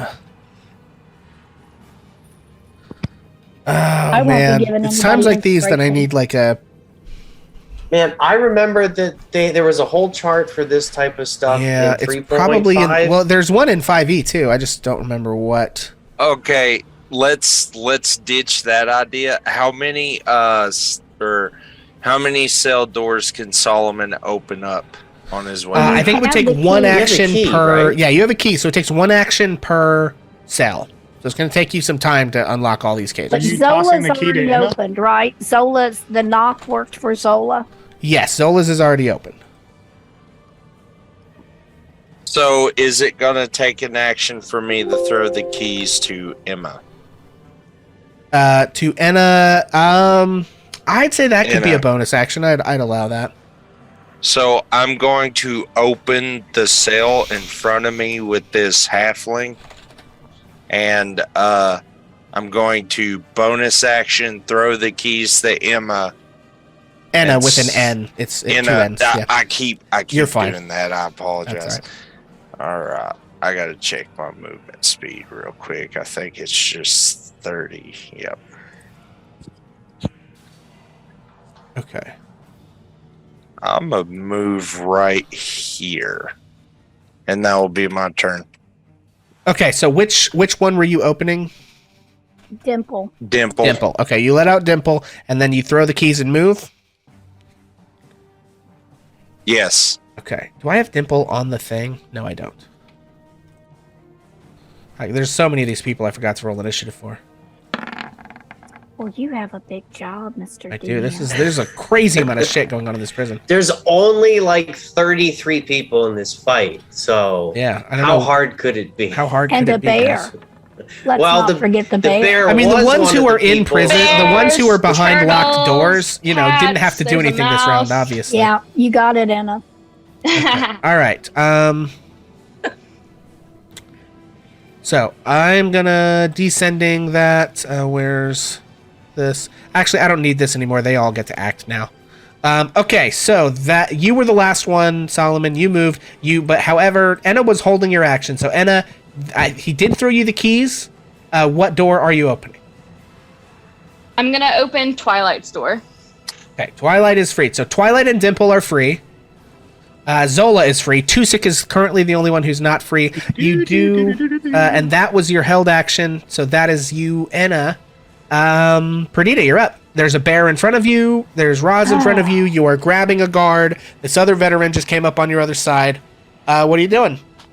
I'm so Okay, sorry. and I'm on top of an unconscious And guard, you're standing correct? on top of the unconscious guard. Okay.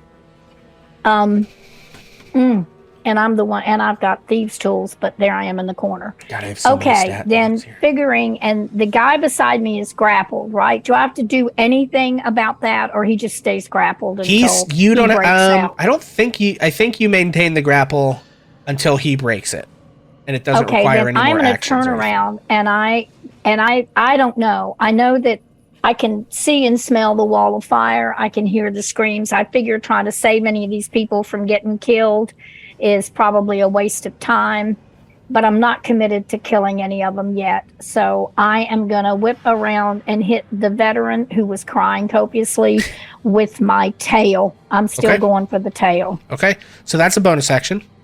Okay, that's a 15. That is a 15. Would you like to use your inspiration? You have to that decide bardic before I tell you whether or not okay, you I hit. screwed up that before, so yes, I want to use my bardic Okay, all inspiration. right, roll your d6. That's another one. Well, so I that get is 16, which exactly hits his armor class, and you do successfully hit. You, however, Okay. do not get sneak attack on this because of no one is in Nobody melee. is within range of him. Yeah. So that is it's 12 piercing, but again, my plan was not Yeah. to kill. Okay. So damage is okay because I know he's going to attack me. I just if kill would kill him, I want to Why do. is If this 12 doing- would kill I him, feel I like want to that's a do lot of unconscious. But if 12 just hurts him, he can be hurt down to Plus 1 hit point, and I can live with it. Oh, that's from your... That's right. Okay, I understand why it's doing that. Very good. That's your ability doing so much damage. Okay, so you've used your bonus action. You have an action and movement, although you can't really move with your grapple guy very easily in this scenario. I think I'm stuck right where I am, Okay. unless I add somebody back into the fight. I mean, you can attack the guy you have grappled. You have another hand. Like, you've got one hand holding this guy So I grappled can so, do he a can get away. tail spike and I can do another attack. Yeah, the tail spike is a bonus action. Remember, that's what we worked Oh. out, that you were going to get to do that as an extra bonus Okay, I action. don't need on to your worry turns. about the unconscious guy. Okay, then I'm going to reclaw the guy beside me, and I guess this is just tricky. I Okay. don't know exactly. I'm just going to give you some advice. Use the blunt side of your dagger, and you'll do more damage.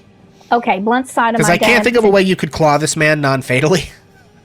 so- I don't want to kill him. If I know, don't and that's why I'm absolutely suggesting have to. use the pommel of your dagger and hit him, and it'll be better. Okay, yeah. So make a Okay. dagger attack.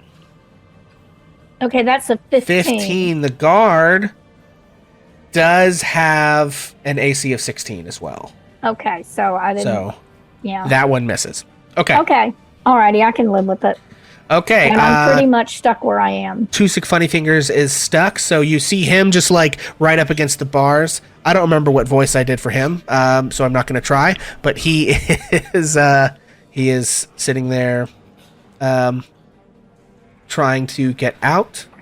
And is he the one that Zola said she would not leave? Yes, she's the one that Zola does not want to leave behind. And then this bandit is again still begging Anna, please, you can let me out, please. But he can't really do anything. Okay, this guard probably moves to this open door, looks at it, and realizes he's gonna like light on fire if he tries to go anywhere, and doesn't do that. Twilight is free. She is gonna just move as far down the hallway. She looks at Anna and just says, "Thank you," and runs down the hallway. She does not have any weapons. She doesn't really have anything she can do, I don't think, with her current abilities.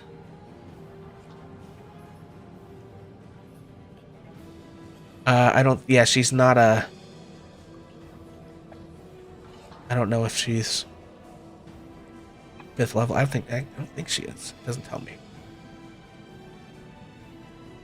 Okay. But she rushes up and is behind Solomon. Zola, who is also free, rushes out, drawing her dagger, and runs up to Tusik's cage and says, we're going to get you out of here, I promise. And there we are. Let's see. This guard also can't do anything without burning to death. Roz, you're up. What do we think, folks? Is it time for the piss to hit the fan? Yeah, I think so. Roz is going to cast Stinking Cloud down the hallway, over the bear, over Silas. A jar of amber gold liquid can be seen rotating through the air towards this particularly sour-faced individual, who I expect, even though her face is about to be obscured by a cloud of rancid urine, will have an even more sour expression following this. Okay. Go ahead. I'll give you a Stinking Cloud here. So it's going to be a DC 15 save. It's a 20-foot radius of yellow nauseating gas centered on a point within range. Yep, the area becomes heavily obscured, which essentially means that you can't see more than 5 feet into it. Okay, so you have control of the Stinking Cloud. Yep, you do. So go ahead and move that where you would like. Oh my god, and now some of it's on fire. Oh. Toasty. Steamy. Okay, and at what point is it when you cast the spell they make their first thing, or when they start their turn? Yes. At the start of its turn. Okay, so each creature that is within the cloud at the start of its turn must make a con save. So they'll make the save as their turns begin. And bonus action to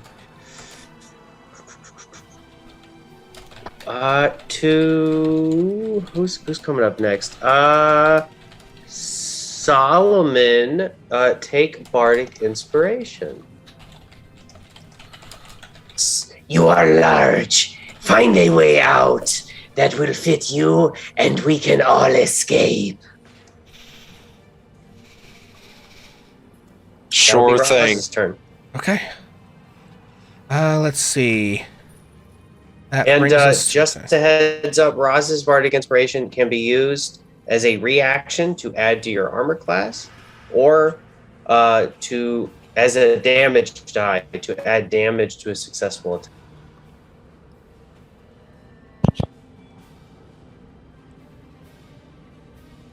Okay. I'm gonna make a. How brave is this guy? Check. He's not brave at all. Okay. I don't know about you, but if I saw a flaming hallway filled with yellow gas, I would not be brave enough to go in. Yeah, neither is he. Anna, you're up. All right. I'm gonna free this guy as well. Why not? Okay. Oh, somebody Unlock also his- did Dimple's cage, right? Yeah. Yeah. So, okay, so you free him. Okay, all right, fair enough. You free him, and he says, thank you so much. Okay, so that's your action to unlock the cage. You still have movement and bonus action, or would you like to stick behind and bring up the rear, Anna? I'm gonna bring up the rear. Okay. Okay, so you stay where you are. This guard is going to... I don't know if he's going to try to break the grapple or attack. We're going to roll to see.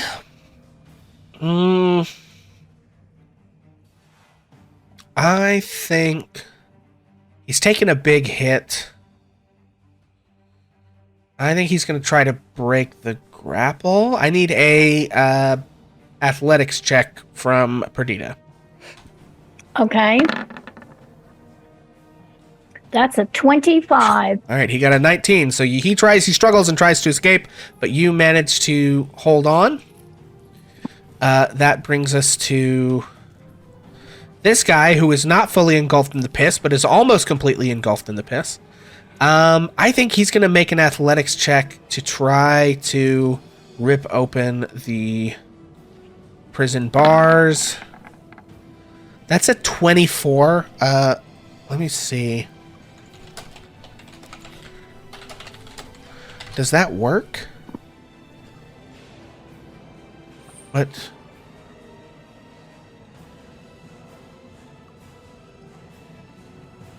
Oh, come on. Yes, thank you. Give me a DC for this.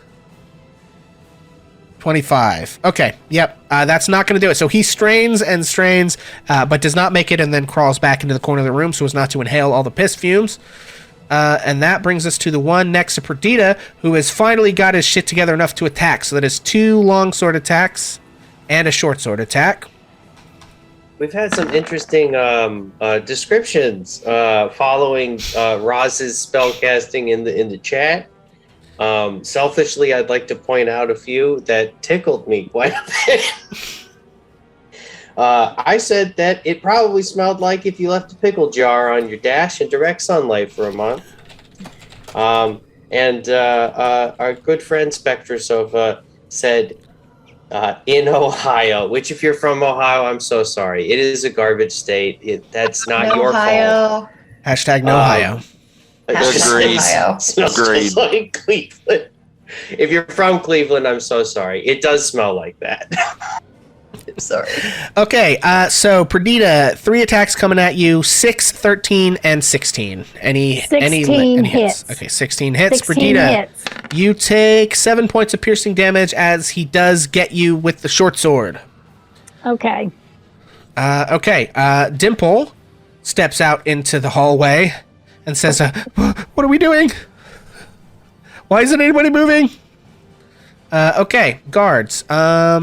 Let's see. Who? Okay, this is the one that is underneath Perdita. He doesn't get to act anymore. Goodbye. Get out of here. Okay, this guard, however, is in the stuff, so he's gonna make a con save. What is your DC, Beast? 15. Okay, that is a 20. So he does make it. Yeah, smelled a little cat piss in your day, huh, buddy? Yeah. And so he is not poisoned and can do what he likes. Everything is cloudy. I think he's just gonna. Okay, let me go to back. He's gonna like cram into the corner because it's the only place where there's breathable air in the room. There's like one little sliver, and so he like climbs onto these barrels and is like trying not to breathe the cat piss. This guy also is in the cat piss. He is going to make a con save. That's a 20. God. Okay. He is going to also try to move to the window and try to open it, but I think he'd have to nat 20 this. Yeah, he doesn't. So he strains and strains against the window and doesn't succeed, but he is able to sort of like put his head out of the window enough to not breathe it in. Silas, that brings us to you. You can't really see all that far into the wall, but you know this lady's directly in front of you. The wall of fire, you've heard the screams of pain. Some people have died. What would you like to do? I guess I should roll in. initiative for this guy as well and see what he does.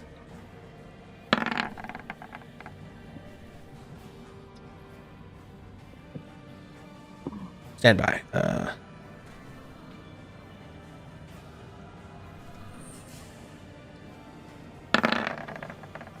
Okay, continue. All right, continue. Yeah, you can't see through the cloud, right? Yeah, we You still have can't. Also, dynamic you're very quiet shadows. suddenly for some reason. But we still have a lot of the dynamic lighting shadows. You hear me? Yeah, I can hear you now. Okay, that was weird. So you can't see through the cloud, right?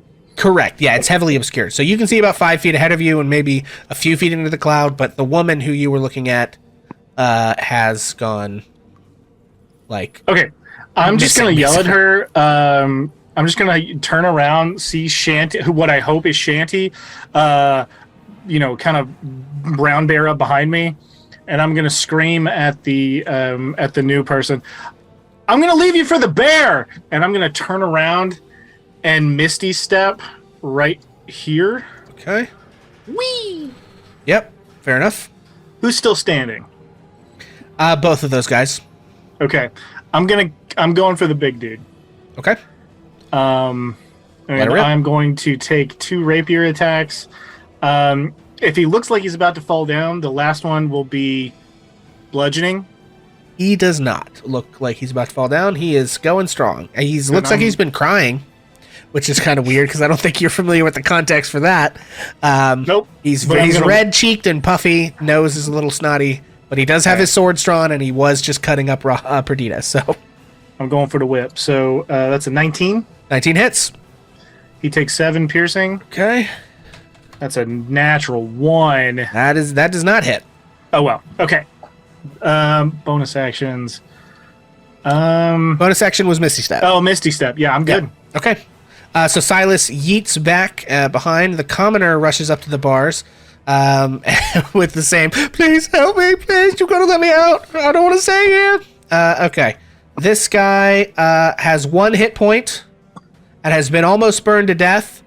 And so he is just going to go into the corner of the room and begin to cry and weep and try to, brush off the ashes, brush out the singed hair.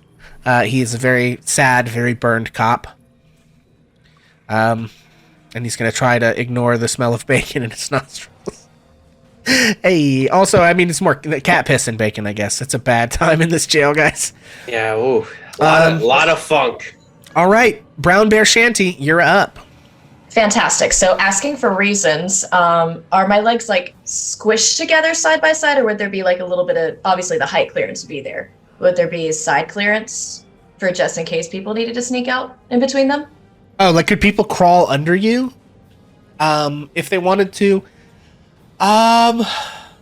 You're a bear in a hallway, but you're a friendly bear. I'm going to say difficult terrain. They'd have to army crawl under your furry belly. But theoretically, a person could get past you, yes. Good to know for reasons. Excellent. All right, so I'm just going to kind of puff up as much as I can and try to intimidate this person because I'm not super inclined to run into the stink cloud. Okay. So the person can't see you. You could roar, Right. and that might help. But I this won't do person that. for sure cannot see out of the cloud. This bear strategy is going You great. can puff up for in case she comes out and comes face to face with a bear. That. Probably still going to puff up a bit Okay. because Very bear, good. but also yeah, get sure. more. We'll just preemptively make an intimidation check. We'll see where you're at. Fantastic. Do.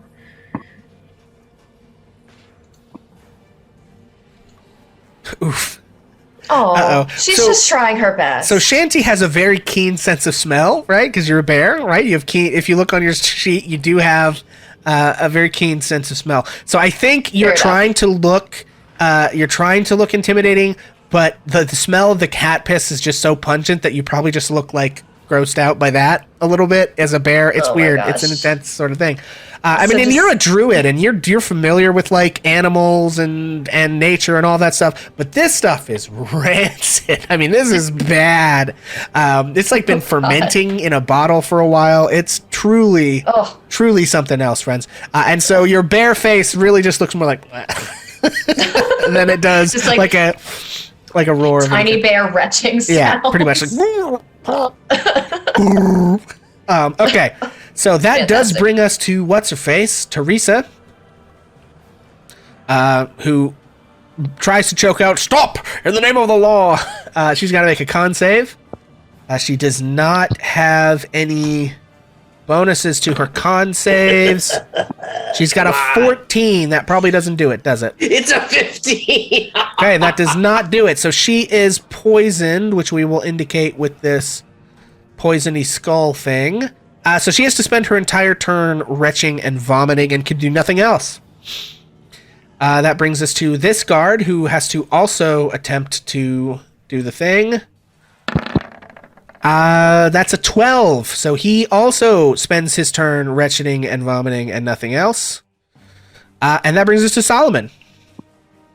The utility of that spell, man. Whew. That cat piss is potent. A rare vintage. So basically, what's going to happen? So, on a scale of 1 to 10, what does Perdita look like? Oh, she's good. Okay. She's good. Perdita's very good and has a temporary hit die to go along with, so she's great. Okay, so Solomon's going to bonus action. Let's see, what level is this spell? Bonus action. Where are you at?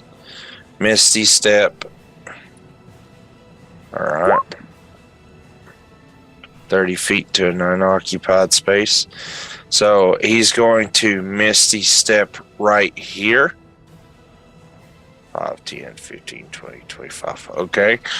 And he's going to attempt to Spinal Tap this guard with Frostbrand. Okay, you'll have to explain to me what that means. He's going to use the hilt of Frostbrand to tap him in the back of the head with it. Okay. Yeah, go ahead and make your attack. Alright, let's do this. I love how there's people burning to death, but we're still taking just a tiny bit of care. But do we know that? I don't think I think you hear the screams think of we people being hear. immolated within 100 feet of you. Yeah, I think that's very clear. I think Oh, I'm sorry. going to use Roz's Bardic Inspiration. Okay. What was it again? The D8. Roz's is a D8. That Oof, doesn't hit. 12. Yeah, so 12 is not going to hit. I don't know if you have other attacks. Yeah, I'll make a second attack. 15 I don't have the. does not I'm gonna hit. use Chat Inspiration. We're going for it. Solomon's Yeah, like, damn we're it, going you're for going to this. get this son of a bitch. Let's do it. Okay, so he is like squirming violently, trying to get away from Perdita's claw that's hooked in his thing, and you're just not able to like land a good hit. Like you make contact, but you're just not able to get a good hit in that really solidly lands. Unfortunately, Solomon. So you Misty Stepped, you've attacked twice, you still have some movement. What's this? Is this just a wall or is it a door? That is That's a door, actually. Yes. Let me. I Okay. have to move things a little bit. Do I have? Is it locked? It. Solomon, make a perception check. All right. Here we go. I'm on bad rolls. 19. Okay. You think it's probably not locked because as you get into that corner and get a good whiff, you know you're well familiar with the rancid smell of Raza's cat piss. You actually also smell behind that door the smell of human excrement. That is probably a door to some sort of privy or bathroom for the prisoners. So Can I look inside? it would take an action, I think. Well, I guess you can open the door as a free action. That is a free object interaction. So yes, you can look inside, and you do see, in fact, that it is a outhouse room, basically. Solomon's gonna yell out to whoever can hear him. He's gonna yell, "Silas, I hope you can drop that firewall unless you guys want to go down the crapper." That will be his turn. Man. Okay. So Solomon has found the bathroom, and there we are. Perdita, you're up. Solomon tried to hit the guy behind you. I don't have a good spot to even put this anymore on screen. We're gonna have to. Okay. Okay. There we go. All right. What would you like to do? Okay. I still have the one guy grappled, right? You do indeed. Yes, and then correct. the big guy is behind me. I'm going to shout at both of them. No, I'm not. I'm not going to mess with them. I'm going to shout to Zola and say, I've got thieves' tools. Okay? So, like, if she wants to come get them to set Tusik free, but I got two people on me here, so obviously I'm not going to try to move out and cause attacks of opportunity. Yeah. And I am going to full-on attack the big guy behind me. Okay. With, let's see, is my tail engaged in the grapple? It's not. No, you said you were using your claws, so you have one free hand and your tail. Okay. I'm gonna hit the guy behind me with my tail spike. Okay. And that is a 20 to hit. 20 hits, and you'll get sneak attack on that. Okay. So the tail spike damage it's 14 on the sneak and 11 piercing. 25, right? That is 25, and this was no holds bar. Perdita's done. All right. So yeah, that is a mighty hit, and you whap your tail spike across this guy's face, leaving some cuts in his in the tear streaks on his cheeks, and he does not look like he enjoyed that. He is looking pretty rough, but is not dead. That is your bonus action. What else you got? Then I'm going to, with my other hand, claw attack the guy beside me, and it's the same thing. I'm showing no mercy. Okay, let it rip. I've already said one thing, right? And we only get to say one thing.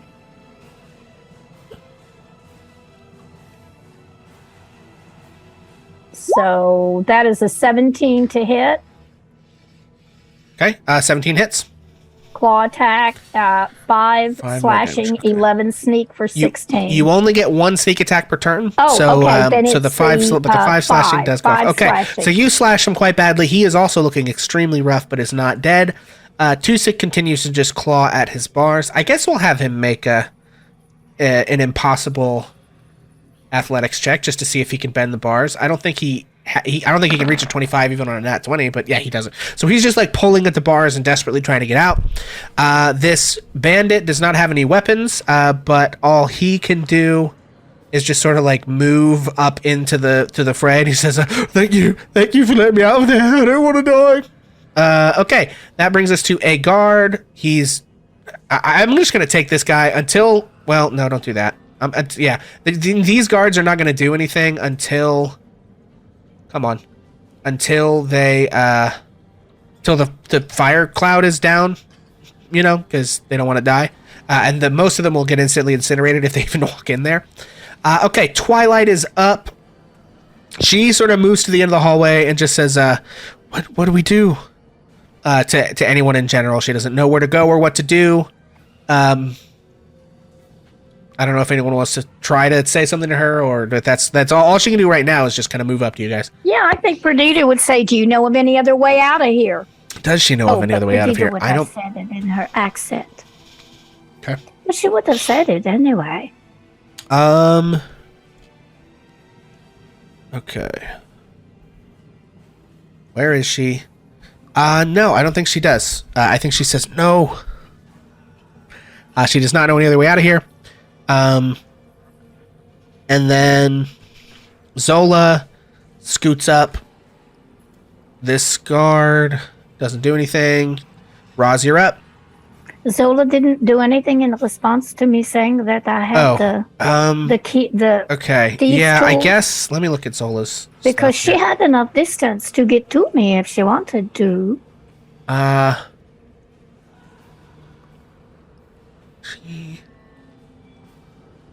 She's the captain of a Thieves Guild. She has to be proficient in Thieves Tools. Yeah, I guess she'll come up and use her action to take your Thieves Tools and come back, but she doesn't have an action to try to use them this turn. Okay. Roz, you're up. It looks like there's only one way out, folks.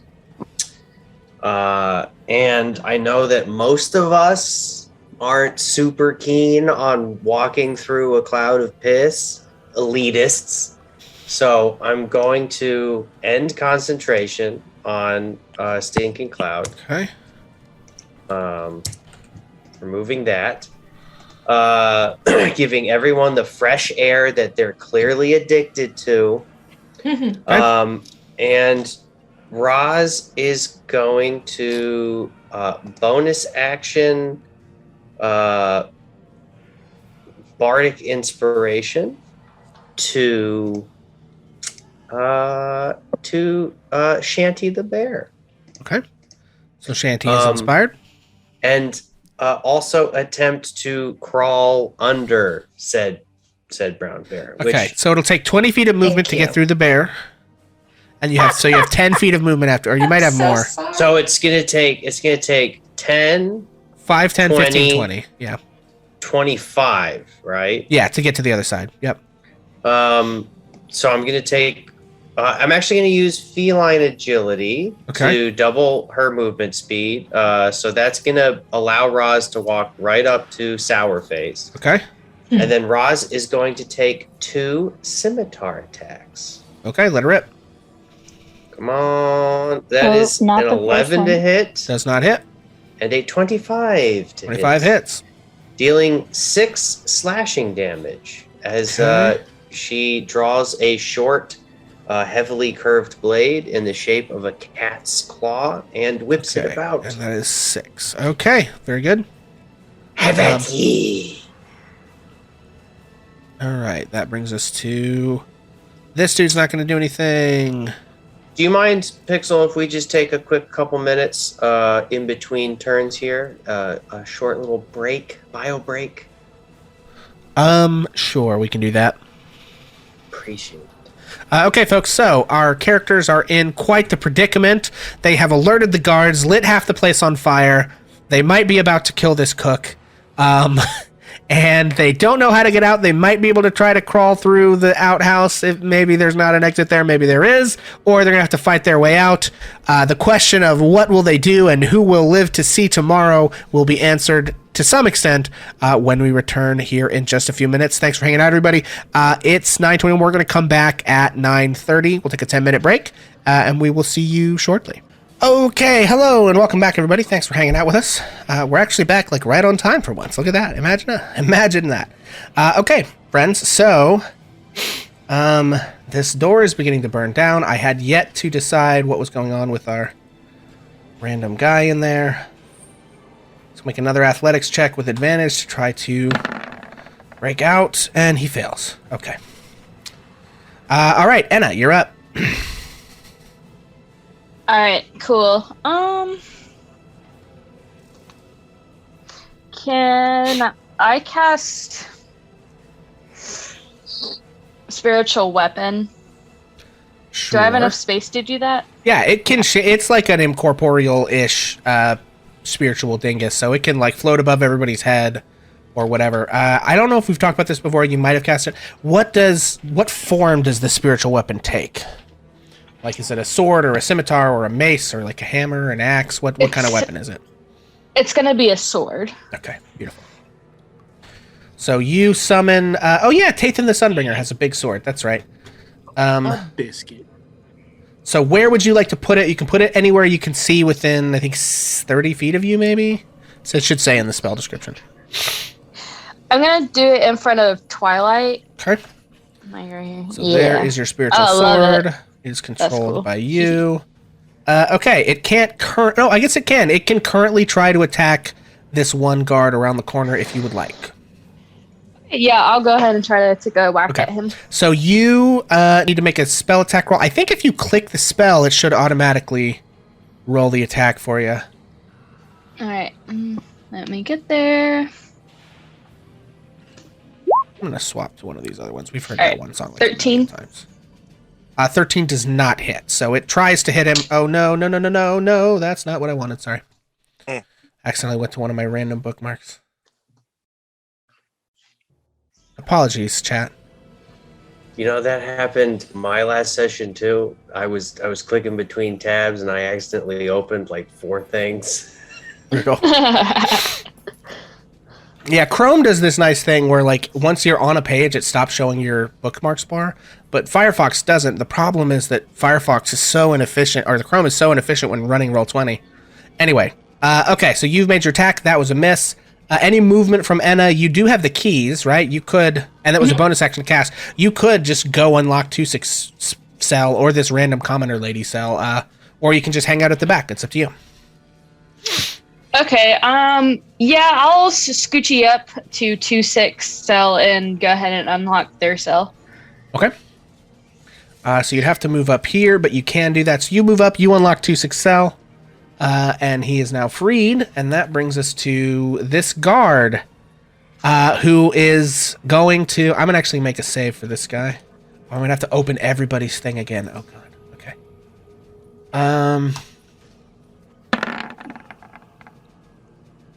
7. Okay, he's gonna throw down his spear, get on his knees, and just plead, please, I don't want to die.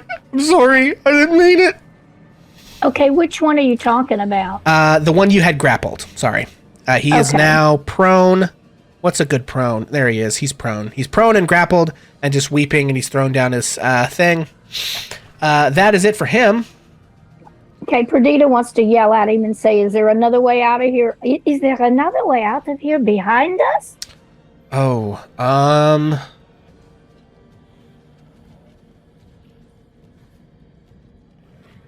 yeah, he's gonna say, not unless you want to crawl through the outhouse. I mean, it drains somewhere, right? Oh, that's so unfortunate. Well, I slipped into the wrong accent. Oh, that is so unfortunate. Okay, so... Now that the cloud is gone, this guy is going to move over to the door. He's going to open it.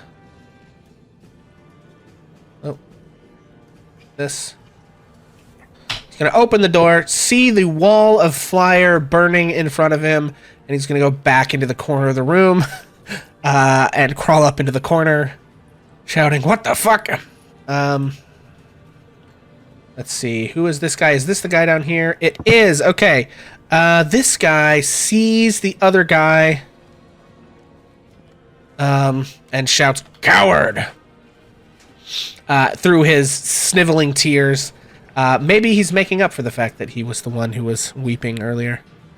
Now he gets to be the brave one and fight on in the face of almost certain death. And he's going to turn and take a swing at Silas. He's got 2 long sword and 1 short sword. I've got a 14, a 23, and a 10. 23 would hit, but I will shield. Okay, so that misses. So he goes on an all-out offensive, and you cast your shield, and it bounces off. I think we discussed this before. What does Silas's shield look like? It's like a white force field kind of thing, right? That's like invisible until the blade hits it, and then it's like... Right. Okay. Very good. It's very anime, if I recall. Very Harry Potter kind of. There you go. Yeah. Nice. Okay. How's he looking, by the way? Is he looking like he's about to go down? Oh, for sure. Both of these dudes are, like, in bad shape. Okay. Okay, Dimple rushes forward, looks up the hall. He can't really see past the bear. He sees all the people fighting, and then he gets on... Okay, we're going to put 2 back. Then he sees... and so he's going to crawl. He, like, crawls under the bear, but that's as far as he can get. No, I guess he can dash. So he gets to the other side of the bear. Hang on. Sorry, bear. I got to move you around here. Ooh. Nothing to apologize for. Okay, so he crawls to the other side of the bear and stands up and sees the prison lady and says, "Oh shit!" And he moves backwards towards the bear again. He is motivated purely by self-interest, trying to get out of here as quickly as possible. Okay, this guy, seeing that he no longer has to, hide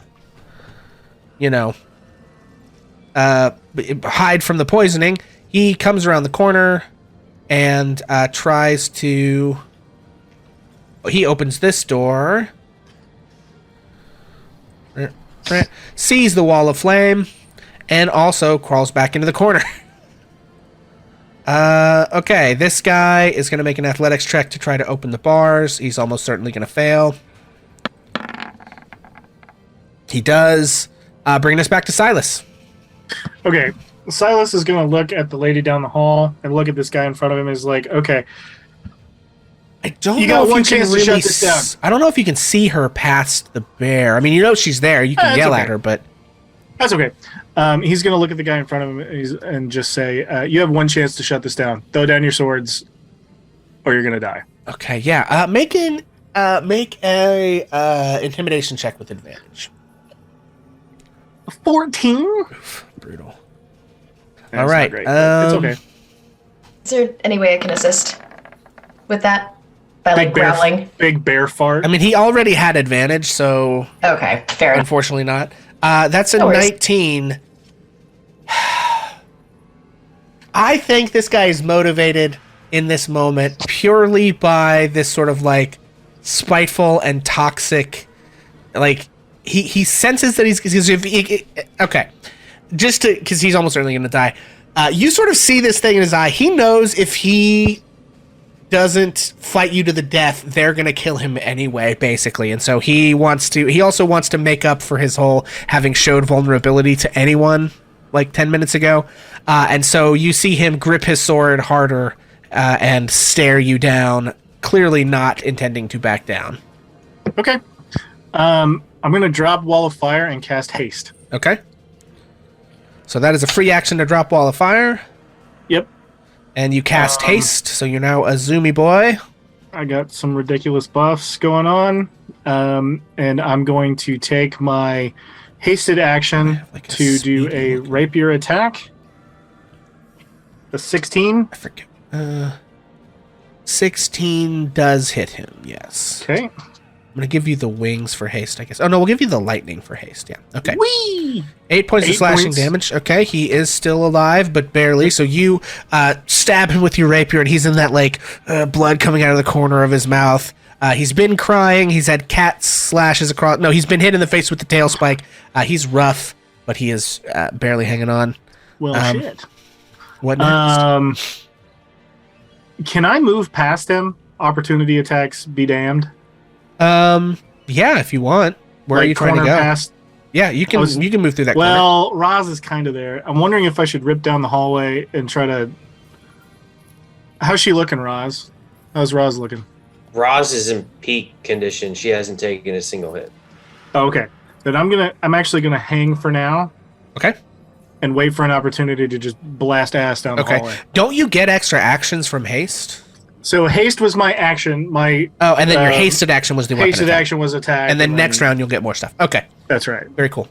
Okay. Yeah, this commoner is sort of begging at the bars, and you see this sort of like middle-aged woman, clearly very poor. She's got like her face is like sunken in. She clearly hasn't been eating very well, and she just like grabs at like the bottom of your dress or whatever, and is like, please let me out.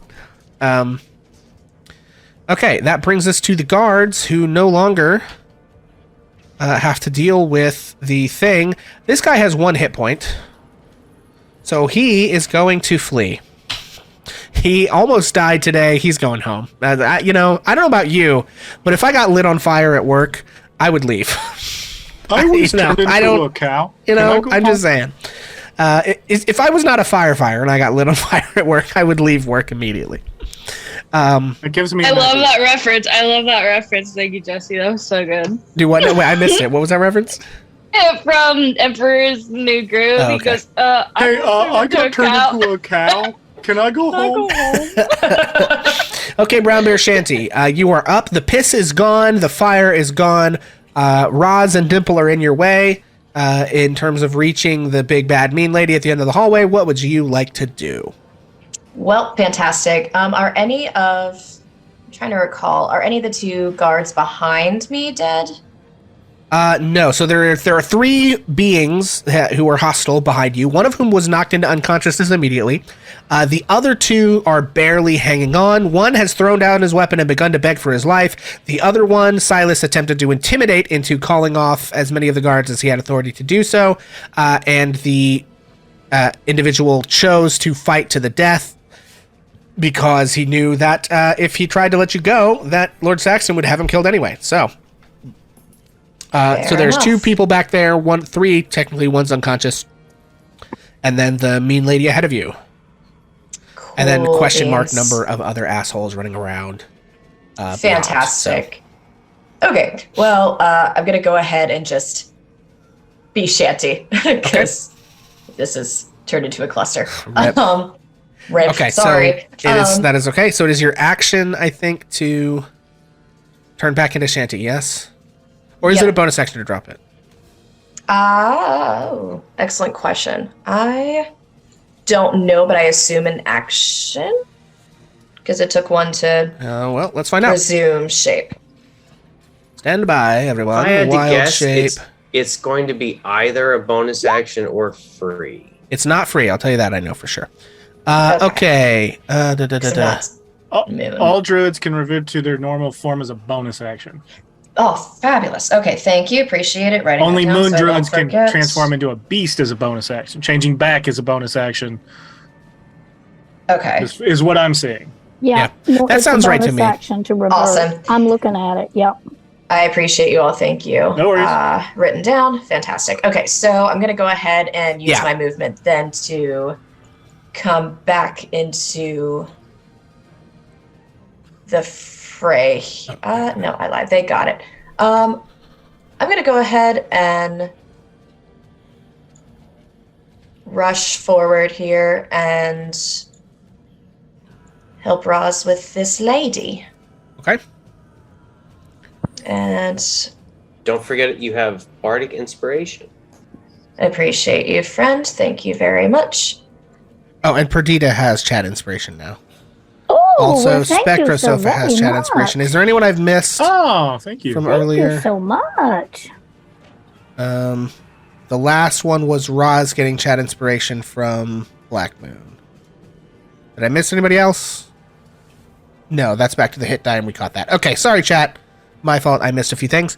Thank you to Cam and Caber and Yes, Black so Moon for very the much. inspirations. Yeah. Okay, sorry, Shanty, you moved up. What would you like to do? Okay, no worries. I'm actually just checking because I don't do melee very often. If there is someone who is friendly close by, is there a chance of So friendly fire you, if I'm melee attacking? in this situation, unless you have a weapon that has reach, I don't think you can hit melee. And things that have reach are things like pikes and poleaxes and things like that. So I don't think you have anything melee that can hit. You would need to use either a spell or a weapon that has some kind of range. I usually don't worry about like friendly fire and only worry about cover in certain situations. So in this scenario, you can just shoot at her as far as I'm concerned, if you have anything that is ranged. So Okay, noted. And of course not, but we're gonna go ahead. Let's see. I don't know if you have like I'm gonna Thorn go Whip. ahead. Thorn Whip could reach from here too. That's true. As far as was- Druid cantrips go. That's fair, but I was actually thinking of casting blindness deafness on her. Okay. Ooh. Yeah, that's certainly a choice. Okay. If you would like to do that, let me know what save I need to make. Okay. Looks like you need to make a con save. Okay, what is your spell save DC? It is 16. 16. Okay, and she is poisoned from the thing. So let me look at the poisoned condition. I believe poisoned only gives them disadvantage on their attack rolls. Yeah, I don't think it would apply to saving throws, but I want to double check. I never need the Rick and Morty source from Dungeons and Dragons, D&D Beyond, ever. It says attack rolls and ability checks, but not saving throws. So this is a flat saving throw. That is an 11. I assume that your DC is higher than 11. Yes. So she is blinded and poisoned. It's a big rip for And old, having a bad day. having a real bad day. Okay, so she's blinded, and that brings us to her turn. So what is the deal with your stinking cloud? Does she just make a save at the end of her turns to Yes, shake so- off the and, poison? well, at the beginning of each turn, she makes a save. If she succeeds, then she is no longer poisoned. Okay, very good. So she's making another con DC save. 15. That is a 17. So she does shake the poison, but now she's blind.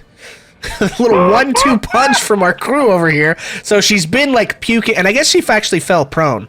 So she fell prone to begin with and was just puking and retching on the ground, and then the cat piss cloud went away, and she could get her breath. You violated the laws.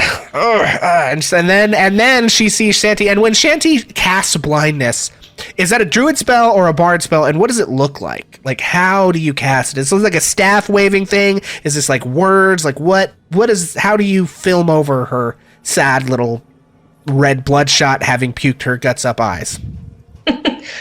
So it's a druid spell, necromancy specifically, and I think what's going to happen is just this like cloud of spores that you don't really often see around Shanty is just going to kind of like raise up from her head a little bit and then just glow like bioluminescent algae, and she's going to just like mumble blind, and then I guess just that's it, just pure white light, and she's done. And these spores basically attack this woman's eyes, and she's just like unable to see.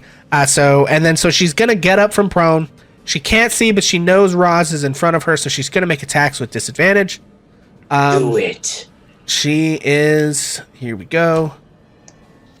Gotta beat an 18. And she's got 2 and a short sword. That's wrong.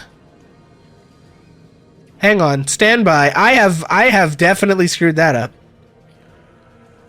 Yeah, whoops. I actually gave her a plus 67 to hit with a short sword.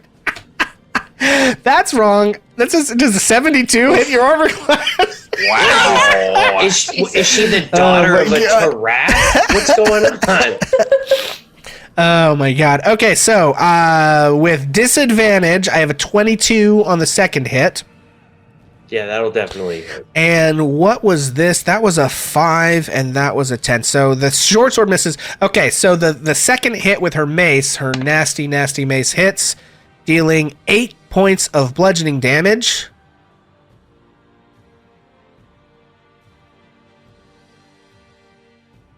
Okay, 8 points of bludgeoning damage. Barely a scratch. And, very good. Okay. This guard has to make a con save.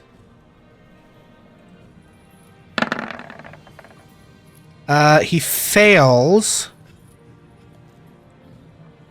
Does that... So, the spell Stinking Cloud has always confused me a little bit. He now is just regular poisoned, right? He's not, like, forced to vomit anymore.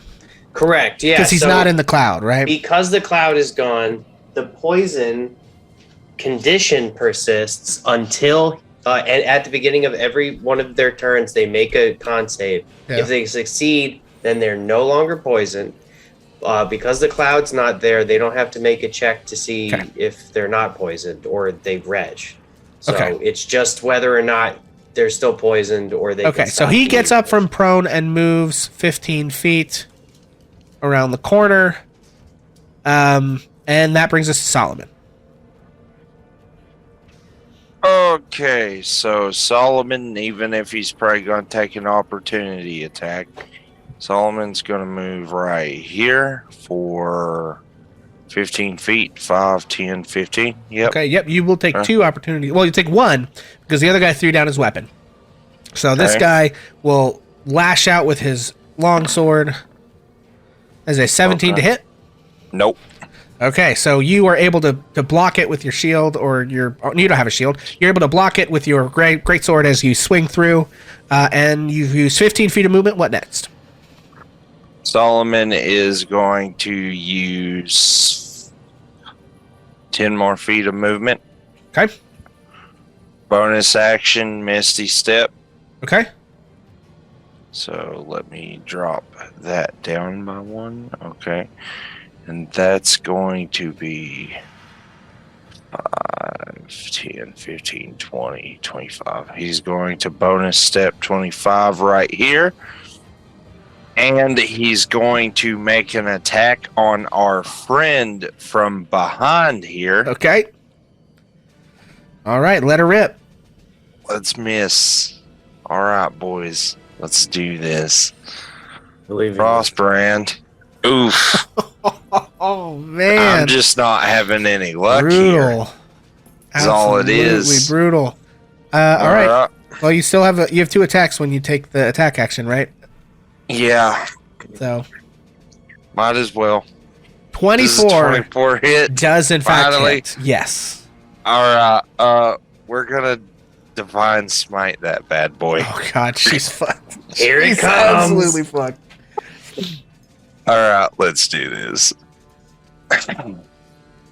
Okay, so God, what is that? 13 22. 13 plus 4 plus 5. So 18 plus 4, 22 points of damage. Holy crap. Okay, what is this is the first time is this the first time we've seen Solomon Divine Smite? No, he's done. Oh yeah, he did it before. on the Yeah. owlbears. Okay, so Yeah. but what does that look like? As you take the Frostbrand Greatsword, which I will remind everyone, you took off of the corpse of not you specifically, but the party took off the corpse of Sir Peloton after this weird creature exploded from his skull when he died. This terrible sword now in the hands of this holy knight, irradiated with holy flames. What does that look like? So, as I mentioned before, the air probably around the blade kind of like vacates the area. And when it rushes back in, instead of like a bright flame, it's like a dull blue flame now. And he probably just slashes in to the back of this person. Excellent. Yeah, so you light your dull blue flame and slash it through, and this radiant and freezing energy hits this woman, dealing tremendous amount of damage. She looks very rough. I think that's it for Solomon. Action, bonus action, movement, right? Yeah, that's it for him. Okay. Perdita, you're up. Both of these folks are nearly dead. The one is begging for his life. Solomon has blipped up and actually landed an extremely nasty blow on the jailer. What would you like to do? Oh, Trish, you're muted. Perdita looks directly at the jailer right in the face and says, I am so very tired of you. She glances over at the one crying for his life and says, when you get out of here, tell everyone he cried, all right? And she takes a moment and to grant herself as a bonus action steady aim. Okay. And then she just takes her short sword and jams it right into the guy behind her because, as I said, she was just very tired of him. Okay, let her rip. So I've granted myself advantage. And that's an 18 to hit. 18 yes. hits. All right, so that's short sword damage, and I get sneak attack also. You do. So that is 24 points of damage to the little booger. And he is dead. So, Perdita, you stab directly through the heart of this veteran jailer, who's you can see as he falls, the life leaves his eyes, and the stains of tears and blood roll down his cheeks. That is your action. What would you like to do? Well, if I could say one more thing, and I'm doing a lot of talking, I would say to the man who was cowering and fighting for his life, I think you'd better go into the bathroom and lock the door, or close the door. Okay. So she's more or less telling him that if he scurries into the bathroom and stays there, he won't die. Okay. Alrighty. And excellent. do I have movement now? Yes, you do. You'd have to let him go, but you can obviously easily do that. Yeah, I let him go. Okay. You release your grapple, which is a free action, doesn't require anything, and you can move. What would you like to do? Well, Would you I'm like to going to assume that somebody is going to let that last little lady out of her jail cell, and I'm moving up behind Dimple. Okay. Very good. That brings us to Tusik, who is going to rush out, quickly grab Zola's hand and just squeeze it, and then and say, Right, thank you. And he's going to rush, and he's actually going to grab the spear off the dead guard and brandish it. Let's see, he was here, so that's 1. Okay, boom, boom, 20. I think that's as far as he can move. It's going to take his action to grab the spear. So he begins to rush up the hallway. The bandit rushes. He's got 30 feet. He rushes into the end of the hallway. Actually, he's going to come down here, and he's going to grab the longsword off of the... he's going to grab the longsword off of the... actually, the short sword, I think, fits him better. He's going to grab the short sword off the veteran, and we're going to add a spear to Tusik, which is not really his cup of tea, but that's okay. Spear, attack, melee, 5 feet. He's going to get a +2 with that. 1 target. Spears are 1d6 piercing damage, right? They're 1d6 if used one-handed. They are versatile, so if used two-handed, it is a D8. 1d8. Okay, 1d8 +0 because A lot of rules in this game, folks. There are a lot of I rules have in this heard game. you say that before. Yeah, basically every time we play, right? Okay, so that is him. The guard grabs the short sword. This guard, who's next? Rushes down and is going to dash into... he dashes up behind Solomon, rushing into the fray. This brings us to Twilight, who is going to continue to step into the hallway. She's not close enough to reach any of the weapons, I don't think. Actually, no, she can grab the other spear that this guy dropped. So, also not her favored type of weapon, but she's going to grab literally anything she can get her hands on. She's going to have a +2 to hit. 1 target, 1d8 +0. Piercing damage. Nope. Dang it. Alright, that's Twilight. Takes her action to grab it. Zola is going to look at Anna and say, "Alright, love. Do you want me to pick the lock or do you got it?" Because she has... I got it. Okay. So then she is going to brandish her dagger and move up behind Twilight. Okay, how many guards? Okay, this guy... You... Actually, he's got to... No, stop it. Okay. He's going to dash in as well. He gets in to melee. He doesn't have anything left to try to attack Solomon. Roz, you are up. So you see additional guards coming in. The one in the right corner, you can kind of barely see up there. This guy, he is beginning to look... He looks pretty sick. You can tell he's still sickened from your cat pee. And then you know that this lady is extremely close to death. What will we need to do?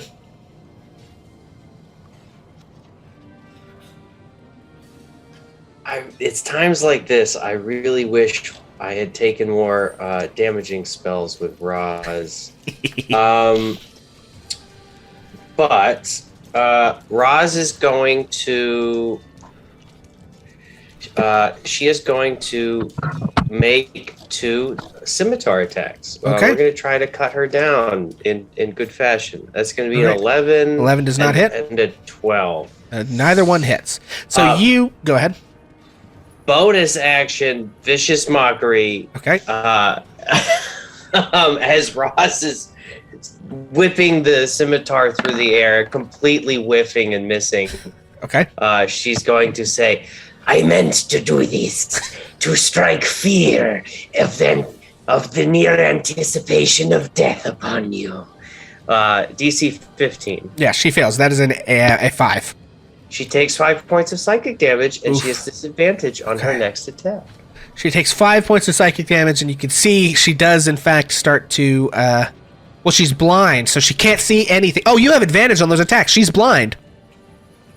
That's a 20 and a 24. The 20 and the 24 wow. hit. You don't even need to cast Vicious Mockery. I may Roz? have Go ahead. killed her then. Oh, Yeah. you're right. Yeah. I'm so sorry. Well, let's see. She would have missed No, the 15 would still not have hit her. Okay. So actually, it did work out. I'm so sorry, guys. Okay. Hey, it turns out there's a lot of rules. Guys, there's a lot of rules. There's a lot of rules. Okay. So Roz Write me a poem of death. As my blade rends flesh asunder, it opens her veins, and a fine red mist descends upon whence a yellow mist was present. It is now replaced with the fluid of my enemies. As I eviscerate her in this incredibly cramped hallway. Oh, hello there behind me. I didn't see you there. Why, there's so many of us.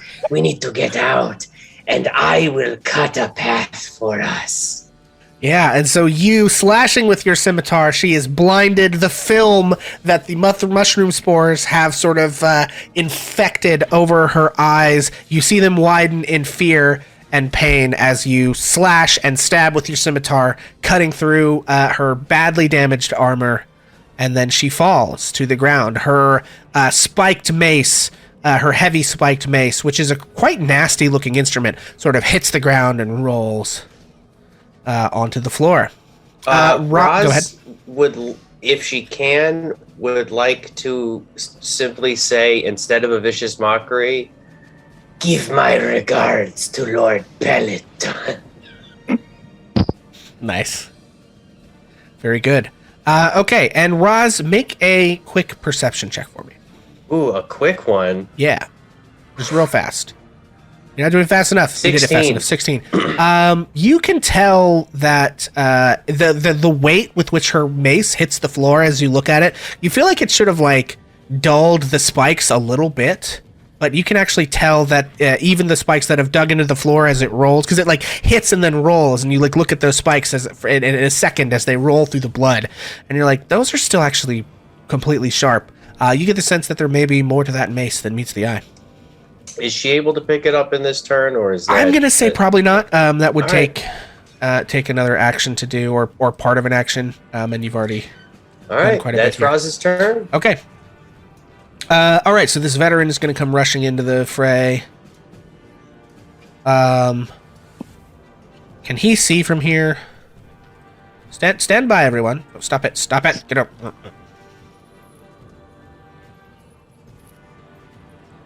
Give this guy sight, because I need to know if he can see you or not.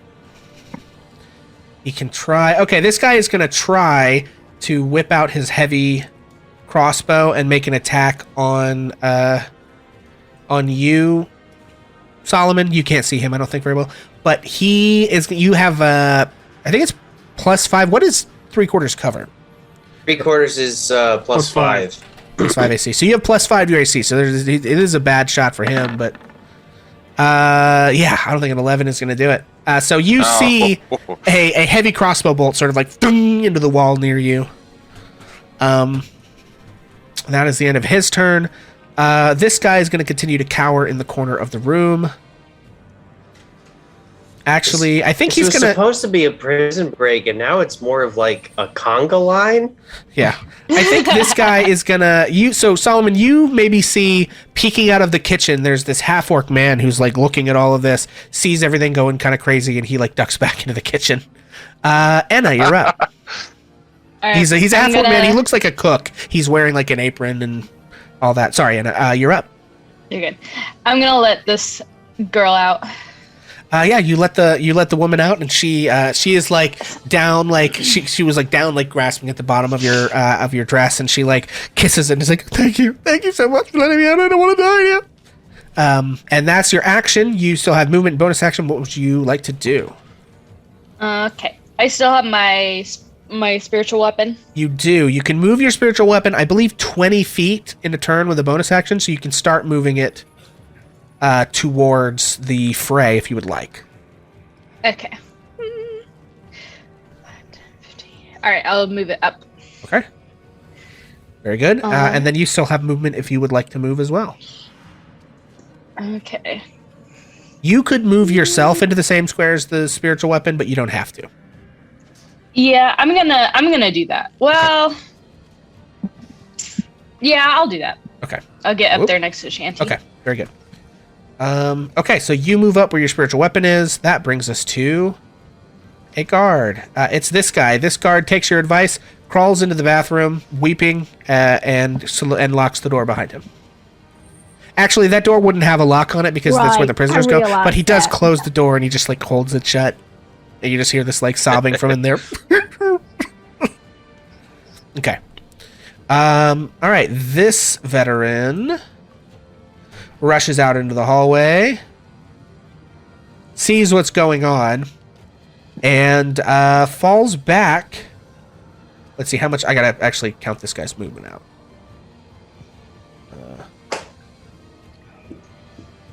He falls back to... Okay, so he falls back. That brings us to this guy who is dead. And that brings us to Dimple, who is going to come up to where Shanty is and open this side door and go hide under the table. Kind of just to get out of the way. What's the brand? What's the what? Excuse me. I should have been muted. Excuse me. Whoops. Okay, so he crawls in there and hides under the table.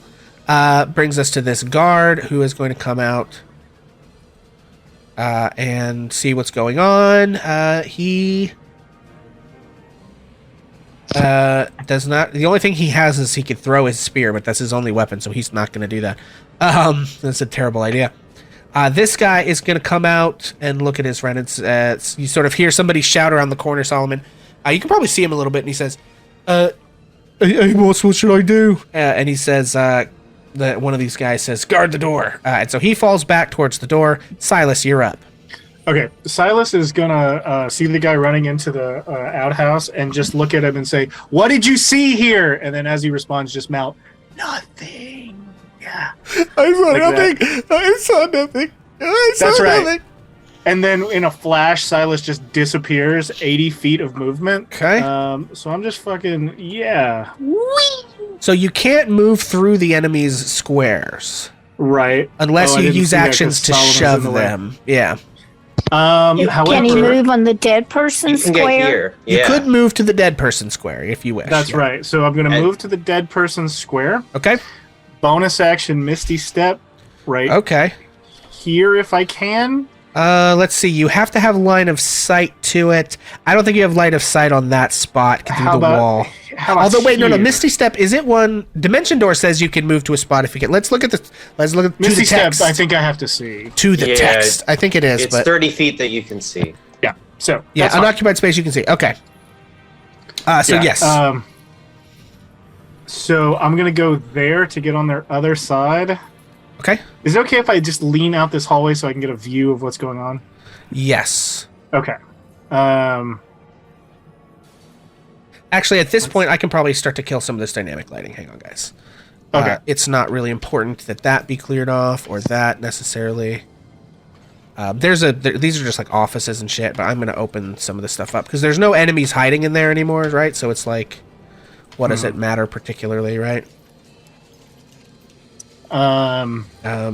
Just so people can kind of see stuff. Okay, I got a few ideas.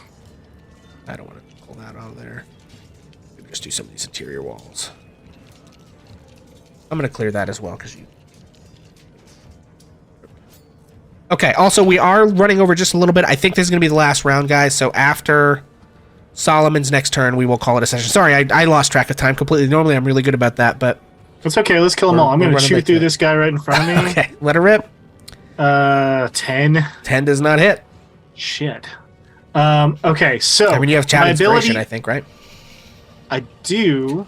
Or you have abilities, yeah. Whatever what you got? I'm going to use the chat inspiration. Okay. 10. Okay, that's fine. As a part of my blade singing ability, as my extra attack, I can actually cast a cantrip. Okay.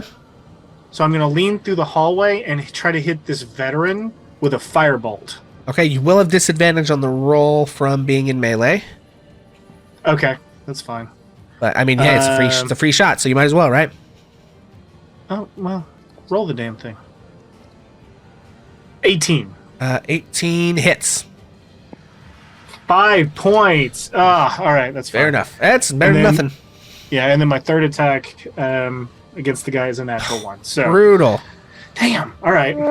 But you're out of the hallway. Okay, Rejoice. this I am out lady of the hallway. crawls out. She can't really get anywhere, and she's going to stop. Shanty, you're up. What would you like to do? Apologies, I was muted. So I'm going to go ahead and reanimate our dead friend over there. Oh, jeez. Okay. Do it. Yeah. Tell me about it. All right, so you just see like this glowing film that was on her eyes instead just kind of like seep into her eyes through like the tear ducts and shit. And she's going to just kind of like shamble up as a zombie. And I guess she can grab her Morning Star? Is that? Yeah, let's look at how that zombies. works?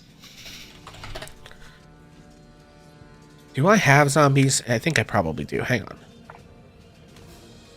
For folks at home, this is a really fun feature of the Circle of Spores druid called Fungal Zombies. No, actually, I think this is just the animate dead spell, Oh.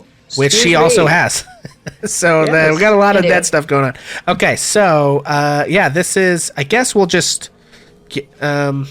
The Spirit of Rend is It is says really you can leaning use a in. bonus action to mentally command any creature you make with the spell. Okay, this is 32. So I guess you Yes. could tell them to pick the thing up, True. What is a zombie's I know armor zombies- class? It's like 10, right? or 8. you It's- can make a general yeah, command. it's that 8. has- I'm Because gonna I- give it like a 12 armor class because it is wearing plate mail.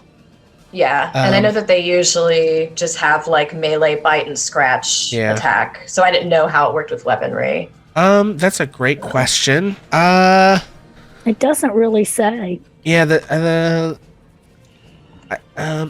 why are you not? Okay, thank you. They have a slam attack for bludgeoning damage, which is a D6. That's what I'll it say is. if she uses her Morning Star, yeah, we'll let her use it. That's fine. Hell if you yes. want. Okay. So it is a +1 weapon, I think. So that's that, and it does a D. I gotta actually look at her stats. Stand by, everyone. Pardon me. Thank you. And then Bedegar NPCs, prison guards. This lady. Where is she? There she is. You, come here. What's your thing? It does 1d6 plus 7 damage. So I will allow it to continue to do that. Okay, and then what is her CR rating? Her as a person, her real human bit, Yeah, her real human pre-death. pre-death. She is a CR3. Okay, so I'd like to go ahead and use my Spirit of Rend nonsense. Okay. How much damage have you taken, Roz? 8 points. Okay, I will go ahead. So you get, what is it, 1d4 back for every 1 CR point. It should Yep. say in the ability. I think Let me so. just, sorry, I pulled it. I dropped That's it fine. somewhere. Let me just, got it right here. I believe it is. 1d4 times the creature's challenge rating. So you roll 1d4 and just multiply that by 3. Cool. So you can hit \r space 1d4 in chat in the little chat box in Roll20, and that'll roll 1.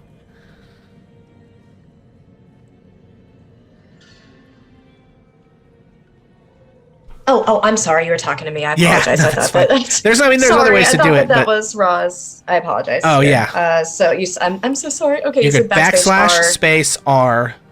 Mm-hmm. No, so \r space 1d4. Okay. Also, I have realized that I have very Apologies. slightly- Oh, come on. I have moved. Stop it. Ooh, So I guess you get all your points back, friend. There you go. Okay. wow. Okay, and Feels then so strange. Okay. perfect. So let's talk about And- that. So that was the Great. Spirit of Rend ability. So you, at the same time as you were like using your druidic magic to raise this person as a zombie, you're also using your newfound power of Rend to like siphon her life energy into Roz. What does that look like? So I'm guessing there's just like a tiny transfer of spores this is going to be kind of gross. I'm sorry. That just kind of like leach out of her and then into Roz. Excellent. So wait, you're telling me that something is gross when we have Roz throwing jars of cat piss? I like think to be Roz on deserves theme. this. I think Roz deserves to be spored. Oh my god. Sorry. I have a feeling they're like going in your nose or something, Roz. I'm sorry, but enjoy the hit points. Very fun. Okay, so you have cast animate dead. When does the zombie take its turn? Guess it's a part of my bonus The creature is under your action, control so- if you issue commands. It's a normally bonus action as well. You decide what action it was take during its next turn. I'm just gonna have it go after you. I don't want to deal with any nonsense. So this thing, so you've raised it. It will get to go now. So you've Cool. done all your stuff, I think. So Excellent. What? Where'd it go? There it is. Okay. All right. Well, You can issue it commands. What would you like it to do? I'm going to tell her to go attack the guards. Okay. I have screwed up our map. I'm so sorry, guys. I'm trying not to. Okay. That is where it's... Nope. That is where it's supposed to be. Take down your friends. Okay. Okay. Can she do that? I think she's going to start trying to move that direction, but I don't think she can quite get there. Fair enough. Because Solomon's in the way. She can't squeeze past them. I don't think her friends would let zombie her do anything. Let's see. One of these guards is going to make a con save versus poison. It's a 17. He is no longer poisoned. And he's going to make his one attack against Solomon with his spear in two hands. Yeah! That's an 8 to hit. No, sir. That's not going to do it. Solomon, you're up. You've got a bunch of guards on you. What would you like to do?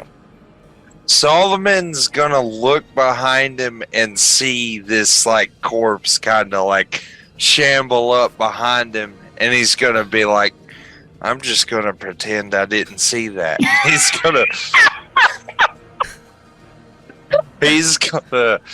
gonna turn back around, and on this guard in front of him here, he's gonna spend his last level 1 spell slot to well, it's not his last one, it's his second from last, to cast Hunter's Mark on the enemy directly in front of him. Okay. And then he's gonna lay into him. Okay. Hunter's Mark. I guess we'll use this like little swirly eye for Hunter's Mark. Okay. So, let her rip. All right, here we go. 24 hits. 24 hits. Frost Brand for... Oh, I get to re-roll that 1 because of my fighting style. Okay. So that's a 1d6.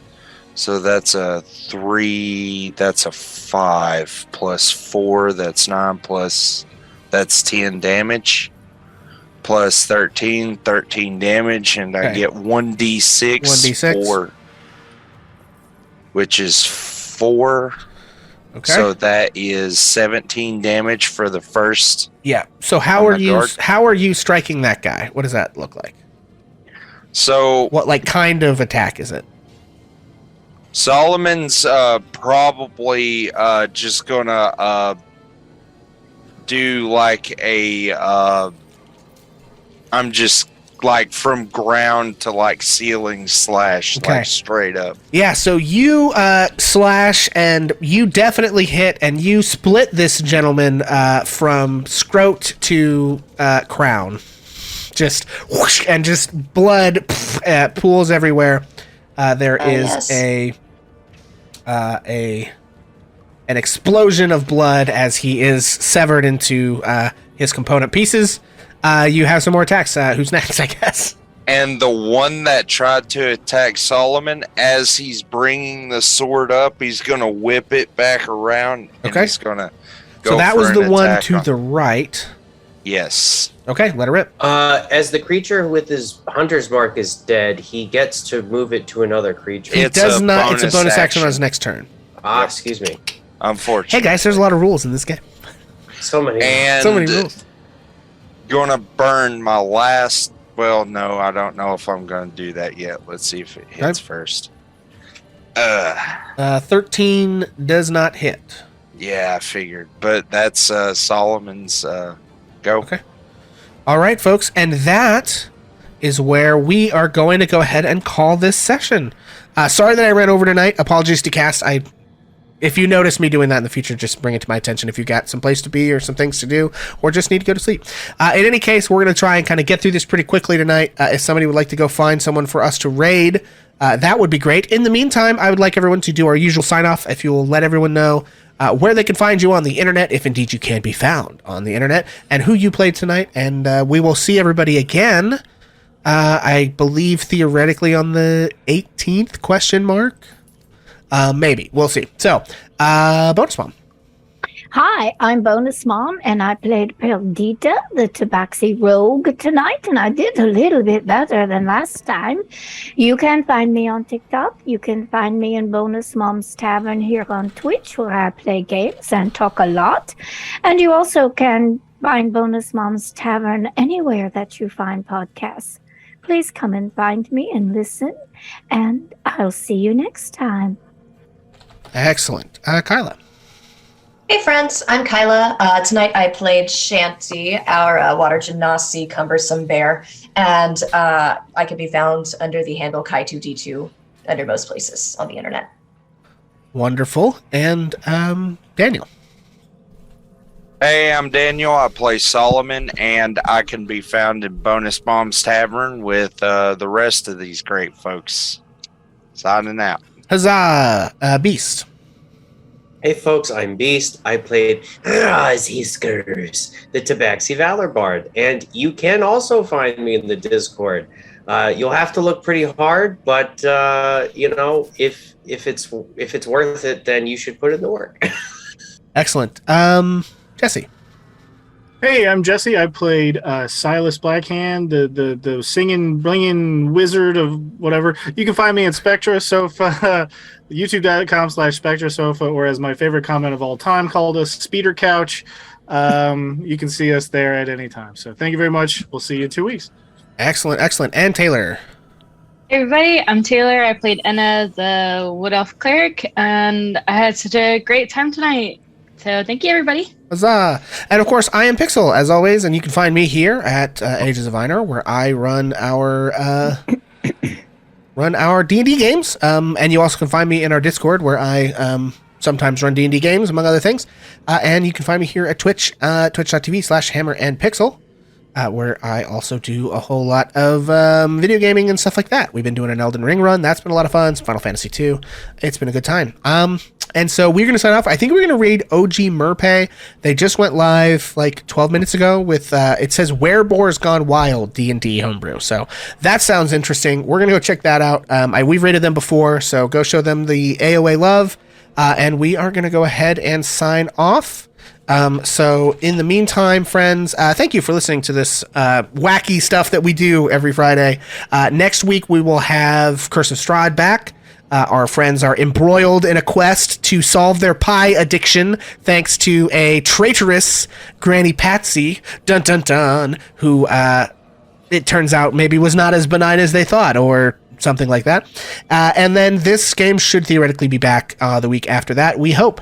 And thank you for listening to it. As always, you can find us on the internet at Age of Einor as our Discord. And I just want to leave you a little request from me to you. Until the next time that I see you, please do me a favor and just be, 10% kinder to yourself than you think you should be. Because I promise that's not actually more than you deserve. It probably isn't even as much as you deserve. So thank you guys. Good night. We're going to go raid OG Merpay after our outro song. And we will catch everybody later. Let me tell a tale of a world where heroes walk among us, fighting through the darkness, left by monsters and by selfish men. A tale of glory rents asunder, sacrifice and battles lost. Our heroes know not what awaits them, and still they carry on. Let me sing a song of a family forged by trials and woe.